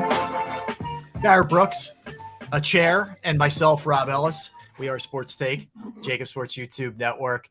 What has got? Did we almost fall again? What happened? Because yesterday you almost went down, and we almost lost you for the rest of the show. What happened this time? No, I swear that wasn't 3 minutes. I'm right here. Here we go. Like, I swear. Anytime you come back late, you start questioning the clock. I love it. Yes, I'm telling you, I'm standing 10 feet from my desk here, and I can hear it through my headset. Dude. I'm like, what? Oh, so I just sprinted back over real quick. Oh, God. All right. Well, I need a camera on you one time. I got to see what's going on there, man. We gotta find out. No, you can't do that, dude. Can't let that happen. Okay. You might see anything going on. You might see the baby over in the corner. You know what I'm saying? That's a good point. Changing a own diaper. Yeah, exactly. You say changing your own diaper? Changing your own diaper? No, the baby changing their Oh, own I diaper. thought you said you were changing your own diaper. Okay. Dogs sitting at the kitchen table. No, you can't. I can't show all this stuff. Man. Oh my It's a God. circus here, man.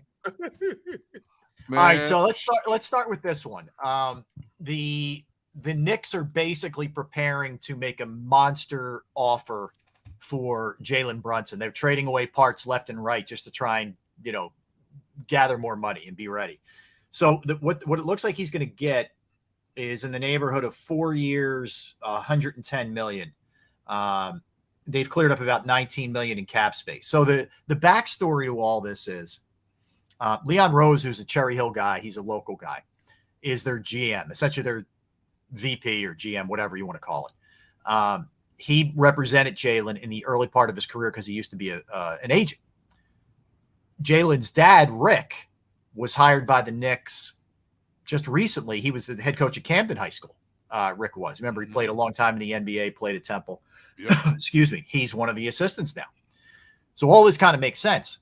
Now, here's the crazy part. So the Mavericks during the season, they were coming up on the deadline when you could extend him. Okay, so he was a second round pick, which meant the last year of his deal is not guaranteed. So he's a full blown free agent. They offered him some like crazy low number for like $9 million a year. Jeez. I don't know the exact number. And Jalen Brunson bet on himself and had a killer second half of the season and playoff. Like even when Luka was hurt, he was putting up like 30 a game. Yeah. So he gambled on himself and he won in a big, big way. Now Dallas is desperately trying to sign him and keep him there as Luka's, sidekick or the number 2 or whatever. But it looks all like this thing's a done deal, like he's headed to the Knicks. So good for him. Good for Jalen Brunson. Why would you want to go to the Knicks? Good for him getting the money, but going to the Knicks? Why wouldn't you? 110, 120 million. There's 110 million reasons. That's I go to Istanbul. You go where? I go to Istanbul. Well, Yeah, I mean, right. couple it. You're All right. right, so he's getting paid, number one. But number 2, his dad's there. He's got a comfort level with. Look, I agree with you. The Knicks have been a mess, and Dallas is a better team. But there's a lot of reasons it makes sense. He's not just going to like Charlotte or some random team. More money. Yeah. Plus, he's in New York. He's right down the road from home. Yep. I mean, this is a better situation for him. He says his pops is going to be on coach. His dad's an assistant. Yeah. So yeah, man. It's match made in heaven. The Knicks, I guess money will exceed everything else because to me the Knicks are like the Washington commies. They're dumpster fire. It's always more negative stories coming out about the Knicks than positive stories. And I mean, okay, Listen, put your money in your pillowcase, man. Enjoy it. Yeah, I don't disagree that the better basketball situation, if all things are equal, is Dallas. Right, but right. He's getting more money. He's going to be with the family or whatever. I mean, I can't fault him. I love the fact that this guy was a great college player who did nothing but win. Yep. Right. Still, they took him in the second round. Everybody passed up on him. Everybody said he was too small. He was not athletic enough. And all the dude does is win, and he's a hell of a player, man. I love Jalen Brunson's game, man. I'm a huge fan. I agree. I'm with you 100% there. Yeah. He's a great story of overcoming all doubters. Yep. Now I love those stories. I love those guys who can rise from the so-called proverbial ashes and prove all of their doubters wrong. And you're right. I love his game. I mean, he gives everything he has 110%. You can't say that about every athlete you watch night in and night out. So, more power to him. But yeah, good stuff. Ugh. All right, stay on basketball for a minute. The Jazz hire Will Hardy, who was an assistant with the Celtics. 34 years old, man. Not quite like Sean McVay young when the Rams hired him, but pretty young. He's the youngest active head coach in the NBA right now. So they end up going that route. You remember Quinn Snyder walked away. He had just kind of burnout and health issues or whatever. Right. There are some ties. Danny Ainge was the Celtics GM back in the day. He's with the Jazz now as their basketball operations guy or whatever. So he ends up going there. Will Hardy. You're a little pissed off because you just swore your guy Doc Rivers was going out there, huh? I was hoping. I don't know if I was swearing at Doc. I don't know if I was swearing that he was going there. I was trying to will it to wishful happen. Thinking, wishful thinking, man. Yeah, I was I doing feel the you, mind over matter thing. But it wasn't happening. I will say this: Danny Ainge was a hated player for a lot of reasons when he played the game. Yeah, but Danny Ainge has been a pretty good executive in the NBA. He was a pretty good player too. Yeah, he was a good player, but he was hated because he was always getting in scuffles with somebody. Yep. But he has that Eli face. That's why. Oh, he's a hate the face guy. Yeah.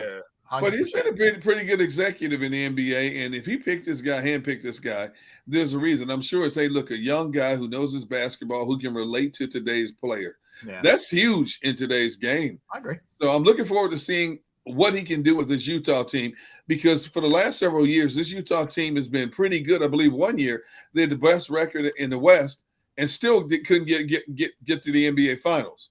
So I'm interested in seeing what he can do with this nucleus of players out there. Tough job.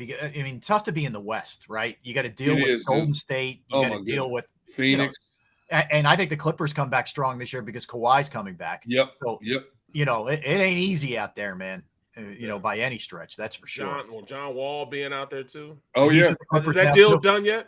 Yeah, they can't make it official, but it's wink, wink. It's done.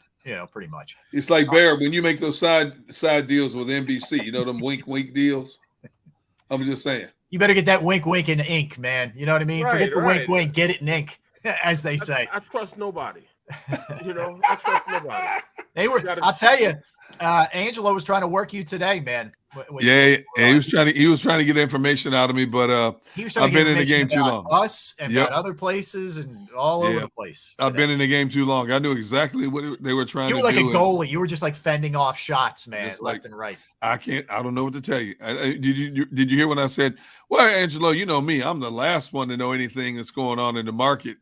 And Rhea's laughing like Rhea Hughes is like, yeah, right, okay. Yeah, Rhea knows better. What do you want me to do? I hear you. So what do you know? Yeah, go ahead. Let us know. Tell us everything you know. Sensei. Oh, prophet. I know that I am here today with you people. Right. I know that I will be here tomorrow with you people, and I will be at Ocean Casino with you people on Friday. That's lame. That was weak. That was weak. I'm just telling you. What do you want me to tell? What do you want me to tell you, Mr. Brooks? That I know who your sidekicks are going to be on NBC pre and post game show? You want me to tell you that? I would think you would break the story to me before you break it to everybody else. Well, I can tell you who's probably not going to be on that show. I almost had to stop myself because I almost put up the middle finger, man. You know what I'm saying? Whoa. I almost did that. Okay. I can't stand the one finger salute almost came out. I'm treading water right now, man. Come on, bro. I know. We don't want to jam you up too much, man. We'll save you. You. It's all right. Let me tell you, man. I don't know anything, Barrett. I'm the last one to know anything in the market. I don't know anything. Yeah, sure. What? One thing I know about you, okay, among others, is you got your finger on the pulse of everything, and I'll just leave it at that. All right, as you throw down your Wawa cup. He's gonna say to us, he's gonna say, "Yeah, man," and this is why they made the decision after he already knew for about 3 days. So I thought I was your boy. You are my boy. Yeah, right. We family, man. I like what John said. They're just gonna throw like new grills and smokers your way, and they're just going to lure you with that with barbecue potential. That's what they'll do. All right, CMB, we the Cash Money Brothers, man. We all we got, bro. We all we got. Just attach me to your coattails, Derek, please, as you have already. All right, so really no updates coming out. We'll probably find out later today, guys, on the Deshaun Watson trial. Hearing, excuse me, it's not a trial, it's a hearing. Let me be clear. With that Robinson, who was the moderator for this. So, kind of where things are right now, from what we're hearing at least, the league yesterday, and this is no surprise, we had heard this before, wants an indefinite /year suspension, meaning he misses 22. Wow. His defense is going the full-blown opposite side of this, saying this isn't even worthy of a game. Right. For him. I knew it. I'm not surprised. So then we try to find out where, if this thing meets in the middle, if, or if there's a heavy one handed down after the appeal where it falls. So that's kind of where things are right now. He's being represented by a couple different guys. Apparently the league is going to introduce 5 women who, are going to have some claims against them. So who knows? Like I keep saying this, and I've said this all along, like ultimately he knows and the women know, and we're all trying to fend for exactly what's going on here. But Cleveland are the ones that are in it, and look, they brought him on. So whatever happens, but they're the ones who are saying to themselves, man, what is this going to look like? But if he doesn't get it was, let's say for instance, if all of a sudden the 5 women who are still in play here, what if all of a sudden, like the other 24, a settlement is made? What do you do with them then? Like I said, I think the league will still suspend him X amount of games, but I don't think they can suspend him for the whole season. Yeah. You see what I'm saying? I agree with you. I think if everything is settled, pure guess on my part, if everything is settled, he gets 4 to 6 games. Yeah, 4 to 6. I said that's about reasonable. I'm sure that's what Cleveland's hoping for at the very worst. Oh, 100%. I mean, I think Cleveland has to know. And by the way, I don't believe for a second Mayfield's going to stay there. I think he'll be moved at some point. And Mayfield said yesterday, hey, it is understood on both sides that it's in my best interest to move on. Correct. So I don't think anybody's going to trade anything of worth for Mayfield. And eventually the Browns are just going to have to cut him. And even if Deshaun gets suspended, they're going to have to go with whatever they have in camp already, or try to find some veteran sitting at home. Yeah, Brissett will be the guy. I mean, my goodness, Brissett. I'm not telling you he's great. I'm just saying that's what it's going to be. I mean, I don't. They'll end up having to give. They'll give Mayfield away to Carolina for next to nothing, and a 6th-round pick. Yeah, and all the salary. That's what it'll end up being. Oh my goodness. I mean, we talked to Al Wallace yesterday, Barrett's former teammate. Yeah. And I don't know about you guys. He made it pretty clear. Like, it sounded to me like good chance Mayfield lands there. Would you guys agree with just talking to Al? Yeah. It was almost like it was a foregone conclusion, and Al, the way he presented it. Yeah. Yeah, he did. He said they want him bad. That's what he said. So what do you guys think? You guys thinking that Deshaun just gets 10 games or the entire season? Wow. I don't, Barrett. I don't know. I don't know. I don't. It feels like it's not going to be the entire season. I think it depends on how far these 5 women want to take this hearing, and I think that's going to be a determining factor in terms of how long. So I can't really say. It just goes back and forth. Part of me says 4 games. The next part of me says 10 games. Then I'm somewhere in between. The more information you hear, the more people are settling, under the table. I don't know what is and what isn't anymore in this case. I know. I honestly, man, my head spins half the time with this. Yeah. And I know the seriousness of it. I'm not downplaying how real this is. Exactly. But it feels like it's just been dragging on for so long. Oh my goodness. We're less than a month away here from camp. I think Cleveland's in a really bad. Cleveland just looks bad here. I do. I agree. Couldn't agree with you more. And the Eagles were said to have interest. I wonder what we would be saying right now if he was an Eagle. Oh, the Eagles were definitely interested. Yeah. Oh, there's no question about that. But I think what really pushed them away was the fact that Cleveland dangled so much money in front of them. The Eagles said, "We're not paying that. Forget that. We're out." But there was definitely some serious interest on the Eagles' part about Deshaun. Yeah. Did you guys see the Miles Sanders quotes about the Eagles? No. Yes. What did he say? What did he say? This upcoming season? They need more touches? No. He says we feel like we're an all-star team. Oh, he did a little sort of dream teamish sort of thing. That could be the kiss of death right there. I'm always afraid when that's the case, man. Well, I mean, when you think about it, offensive line, wide receivers, defensive linemen, high-profile linebacker, both already proven in the NFL and one coming out of college, 2 proven cornerbacks now, a proven safety. That nucleus looks a whole lot better than it did back in March. Yep. You know? I'll give this is with CBS Sports. He said that the question asked to him was, how different does it feel preparing for this season now that A.J. Brown is an Eagle alongside you, Devontae Smith, Dallas Goedert, and the rest of this offense? Sanders' answer, oh, man, we feel like we're an all-star team. We feel great. We feel unstoppable. I'm not going to lie. The vibes are great. Always have been. Nick Sirianni is doing a great job just keeping the vibes right. The chemistry is good. We compete a lot in practice, but we've got to see. It's going to come down to camp taking it. Then he goes into the day-by-day speech. But that's how he started. Not that inflammatory. I want him to feel that way. Frankly, I want him to feel like I wouldn't go all-star team, but I want him to feel like, hey, man, we're the real deal. I want confidence. Well, good. Especially when you look at that division. That division is wide open. A lot of question marks about the division, and the conference is not that strong, as well. Mm-hmm. So who knows what could happen if they can stay healthy and get this thing rolling and add a decent passing game to a potent running game. Who knows what this team is capable of doing? I have no problem with him saying what he said. The bottom line is, though, you got to go out and prove it now. You got to back it up. Well, yeah, I don't know how you – go ahead, Barry. Absolutely. You got to prove it, man. And that's what it is.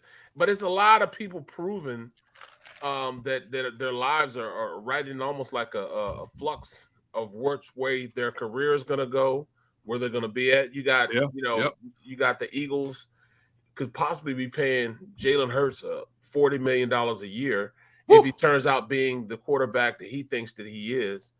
You got, you guys like Miles Sanders, talking about, all right, you don't think that I'm about to show you that I am worth, signing to a lucrative contract. You got guys like Fletcher Cox playing for a contract. There's so many guys that are right on the cusp of, all right, what am I going to do in life, and am I worth the money that I'm about to receive? So this is a prove-it year for a lot of people. So in saying that, I see this team playing above and beyond what they would really play. They would really play simply because there's so much that's, riding on this season. So much riding on this season. Yeah. Let me ask you guys something. Usually when we talk about Hurts, the first thing we start with is he's the key to the whole thing. But let's say he has the kind of year where he's a little bit better than last year. They get to the playoffs again, maybe even win a first-round game. But he doesn't blow you away. He doesn't knock your socks off. Like, you just kind of like got a little bit better. What do you do then? He's not bad, but he's not showing you like, whoa, look, how about the leap, man? I think they're going to bring another quarterback in, to be honest. If he doesn't improve significantly, I think he will be a backup in 2000. He'll start as your starter, but I think they're going to bring in a first-round draft pick quarterback and groom him to bump Jalen Hurts. I don't think they're going to settle for just an okay Jalen Hurts again in 2023, especially when you look at the nucleus of players they have on this team. I can't see that happening. That won't sit well with Howie Roseman, Nick Sirianni, that entire front office. I'm in agreement. I think anything short of a real serious improvement, I think there's going to be changes made. Where do you stand, Barry? I'm saying the same thing. I mean, it's not just getting better, not just winning more games. I think it's more so he's taking a decided leap ahead of what you see in this conference, in this division. He's got to be one of the upper echelon guys in this conference, in this division, in order for them to say, all right, we're good with you. He has to be up there playing at a Dak Prescott level before they consider, just letting him just be the guy and paying him. And it's kind of challenging in this sense. Like if their defense plays lights out and the team, wins like 11 games or 12 games, and he's just okay. You're going to say, well, the team was pretty successful. That's where I don't think – I think Howie and Jeffrey are going to sift through that and say no matter what. Like, he's got to be really good. There's a lot of pressure on Jalen Hurts, man. He's got to be really good. Yeah. He does. He's got to be really good. He can't just be pretty good. He's got to be really good. Yep. 24 years old, and, dude, the weight of the world is on his shoulders in terms of Philadelphia Eagles football right now. Yeah. And how he will be perceived over the next 17 games of his pro career. Yeah, it's true. And look, you can look at it in some ways and say it's been kind of unfair. He's been in a lot of different systems and blah, blah, blah, blah, blah. But the reality is they made a lot of moves this offseason to be a good team.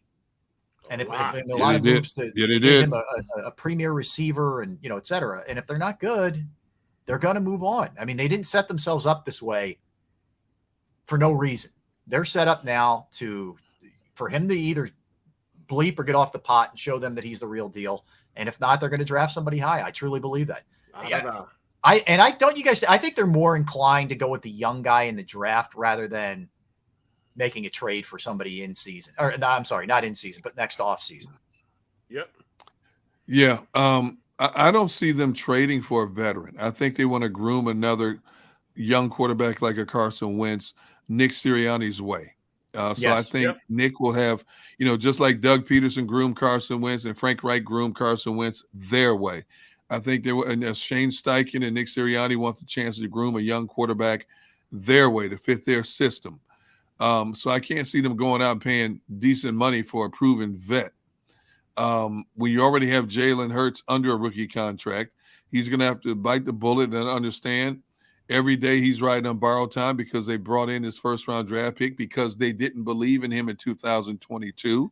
Right. And eventually we're going to be talking about another future franchise quarterback for this organization. Yeah, agreed. All right, fun, guys. Another fun one today.